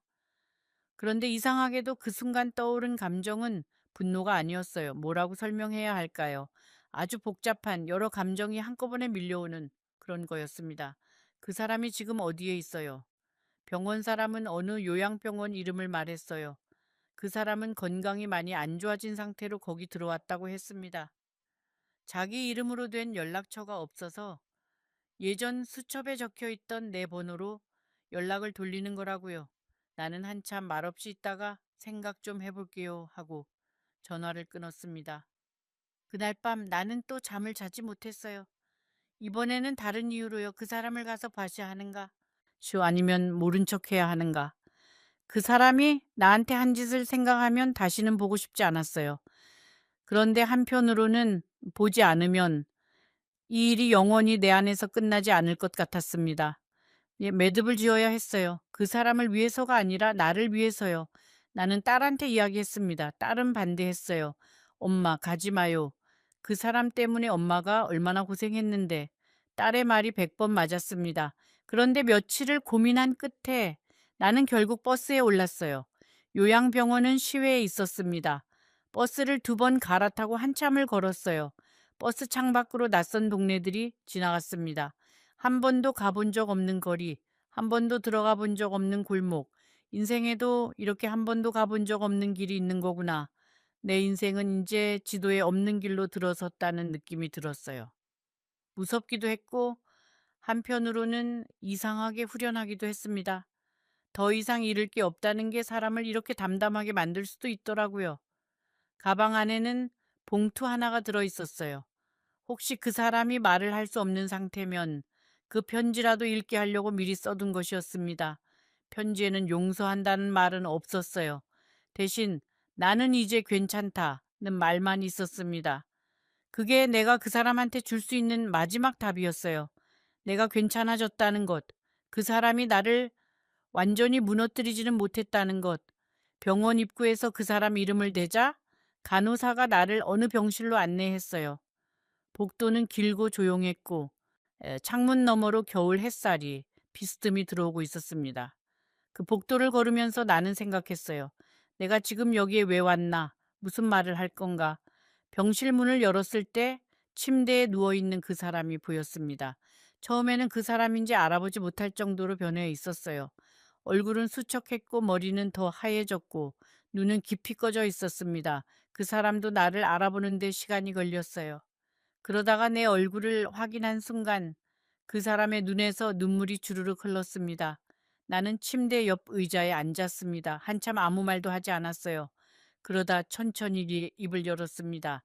왜 그랬어요? 그냥 그 한마디였어요. 원망도 비난도 욕도 아닌 그 사람은 눈물을 흘리면서 말을 더듬었습니다. 순자 씨 미안해요. 정말 정말 미안해요. 처음엔 그럴 생각이 아니었어요. 내 빚이 너무 커서 돌이킬 수가 없어서 그 사람의 말은 두서가 없었어요. 젊은 시절 보증을 잘못 써서 빚을 지기 시작했고 그게 불어나고 불어나서 자기 집까지 넘어갔다는 이야기. 전 부인이 그 충격으로 먼저 떠난 것도 그것 때문이라는 이야기. 아들이 원망하며 연락을 끊었다는 이야기. 복지관에서 나를 처음 봤을 때는 그냥 말벗이나 할 생각이었지만 빚쟁이들이 찾아오기 시작하면서 생각이 바뀌었다는 이야기. 나는 그 이야기를 끝까지 들었어요. 다 듣고 나서 나는 한참 아무 말도 하지 않았습니다. 창밖을 봤어요. 창밖에는 마른 나뭇가지 하나가 바람에 흔들리고 있었습니다. 나는 그 가지를 보면서 천천히 입을 열었어요. 나는 당신을 용서하지 않아요? 용서할 수가 없어요. 그런데 미워하는 것도 그만둘 거예요. 미워하는 것도 힘이 드는 일이더라고요. 나는 이제 그 힘을 다른 데 쓰고 싶어요. 그 사람은 고개를 끄덕였습니다. 나는 가방에서 편지 봉투를 꺼내 침대 옆 탁자 위에 올려놓았습니다. 이건 내가 당신한테 드리는 마지막 편지예요. 읽고 싶으면 읽으시고 안 읽고 싶으면 안 읽으셔도 돼요. 이건 이제 내 몫이 아니라 당신 몫이에요. 그리고 자리에서 일어섰습니다. 병실 문 앞에서 잠깐 멈춰서 뒤를 돌아봤어요. 그 사람은 침대에 누운 채 나를 보고 있었습니다. 나는 말했어요. 당신이 나한테 가르쳐 준 게 하나 있어요. 외로움 때문에 사람을 잘못 고르면 그 외로움이 2배가 된다는 거요. 나는 이제 그걸 알아요. 그래서 아주 조금은 고맙다고 말할게요. 이게 내가 당신한테 하는 마지막 말이에요. 나는 문을 닫고 병실을 나왔습니다. 집으로 돌아오는 버스 안에서 나는 처음으로 마음이 가벼워지는 걸 느꼈어요. 빚이 사라진 것도 아니었습니다. 그 사람이 돌아온 것도 아니었고요. 그런데 내 안에 무겁게 얹혀있던 어떤 돌 하나가 바닥에 내려앉은 것 같았어요. 창밖을 보면서 조용히 눈물을 흘렸습니다. 슬퍼서 흘린 눈물이 아니라 뭔가를 내려놓고 난 뒤에 오는 그런 눈물이었어요. 그 뒤로 몇 달이 더 흘렀습니다. 소송은 아직도 진행 중이에요. 나는 집을 줄였습니다. 더 작은 방 한 칸짜리로 옮겼어요. 예, 살림도 많이 정리했습니다. 평생 모아놓았던 물건들 중에 진짜 필요한 건 생각보다 얼마 안 되더라고요. 딸은 가끔 전화해서 물어요. 엄마, 후회돼요? 나는 웃으면서 대답합니다. 후회는 한다, 얘. 그런데 후회한다고 과거가 바뀌는 건 아니잖니. 엄마는 엄마한테 남은 시간을 엄마가 정말 원하는 데 쓰고 싶어. 딸은 전화기 너머에서 웃기도 하고 울기도 합니다. 나는 그 소리가 제일 듣기 좋아요. 요즘 나는 동네 도서관의 글쓰기 모임에 나가고 있어요. 할머니들이 모여 자기 인생 이야기를 글로 쓰는 모임입니다. 선생님이 말씀하시더라고요. 순자 할머니, 잘 쓰려고 하지 마세요. 솔직하게만 쓰세요. 솔직한 글이 제일 힘이 센 글이에요. 나는 그 말을 듣고 내 이야기를 조금씩 쓰기 시작했습니다. 혹시 지금 나처럼 외로움에 흔들리고 계신 분이 있다면요. 제발 서두르지 마세요. 외로움은 무서운 감정이에요. 그런데 그 외로움을 한 사람한테 전부 맡기려고 하지는 마세요. 어떤 한 사람도 당신의 외로움을 다 덜어줄 수는 없어요. 외로움은 당신 자신과 먼저 친구가 되어야만 조금씩 작아지는 감정입니다. 그리고 자식들한테는 이런 말을 해주고 싶어요. 어머니, 아버지가 괜찮다고 말할 때 그 말을 그대로 믿지 마세요. 부모는 자식 앞에서는 늘 괜찮은 척합니다. 가끔은 이렇게 물어봐 주세요. 엄마, 진짜 괜찮아요? 엄마 요즘 외롭지 않아요? 그 한마디가 엄마가 엉뚱한 선택을 하는 걸 막아줄 수 있습니다. 내 딸이 그때 한 번만 더 물어봤다면 나는 그 사람 손을 잡지 않았을지도 몰라요. 요즘 나는 아침마다 작은 화분에 물을 줍니다.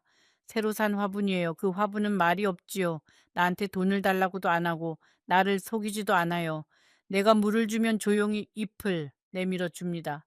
나는 그 화분한테 가끔 말을 걸어요. 오늘은 바람이 차다. 너는 안 춥니? 이 작은 대화가 나한테는 큰 위로예요. 돌아보면 내 인생에는 두 번의 결혼이 있었습니다. 첫 번째는 내가 나를 희생하는 결혼이었고, 두 번째는 내가 나를 잃어버리는 결혼이었어요. 만약 세 번째가 있다면 그건 내가 나를 찾아가는 결혼이 될 거예요. 사람하고 하는 결혼이 아닐지도 몰라요. 내가 나 자신과 맺는 약속, 나 자신을 버리지 않겠다는 약속, 그게 내가 남은 인생에 하고 싶은 마지막 결혼입니다. 6개월이라는 시간은 짧은 것 같지만 한 사람을 무너뜨리기에는 충분한 시간이에요. 그런데 무너진 자리에서 다시 일어서는 데에도 그렇게 긴 시간이 필요한 건 아니더라고요. 중요한 건 시간의 길이가 아니라 그 시간 속에서 내가 누구와 함께 있느냐, 그리고 내가 나 자신을 얼마나 믿느냐 하는 거예요. 지금도 은행에서 편지가 올 때마다 손이 떨려요. 그런데 나는 그 편지를 피하지 않아요. 봉투를 뜯고 내용을 읽고 변호사한테 보냅니다. 인생에서 피할 수 없는 일들은 피하려고 할수록 더 크게 다가와요. 정면으로 보는 게 결국은 제일 빠른 길이에요. 이 이야기를 듣고 계신 여러분께 마지막으로 한 가지만 부탁드리고 싶습니다. 오늘 집에 돌아가시면 당신의 어머니나 할머니한테 전화 한 통만 걸어주세요. 엄마, 오늘 뭐 하셨어요? 엄마, 요즘 어떻게 지내세요? 그 짧은 한마디가 그 어머니의 인생에서 어떤 잘못된 문을 닫아들이는 열쇠가 될지도 모릅니다. 나는 오늘도 작은 방에서 작은 화분에 물을 주고 작은 공책에 오늘의 한 줄을 씁니다. 빚은 남아있고 몸은 예전 같지 않고 지갑은 얇아졌어요. 그런데 이상하지요. 지금이 그 사람과 같이 살던 그때보다 훨씬 덜 외로워요. 그때는 옆에 사람이 있는데도 외로웠거든요. 지금은 혼자인데도 외롭지 않습니다. 이 차이를 나는 이제야 알겠어요. 이 이야기가 여러분의 마음 어딘가에 작은 울림을 남겼다면 구독 버튼 한 번만 눌러주세요. 그래야 이 순자 할머니가 다음 이야기도 계속 들려드릴 수 있어요. 그리고 지금 화면에 보이는 다른 영상 꼭 한번 보세요. 저 이야기는 이 이야기보다 훨씬 더 깊은 곳으로 여러분을 데려갈 거예요. 놓치시면 정말 아쉬울 거라고 이 순자 할머니가 약속드릴게요.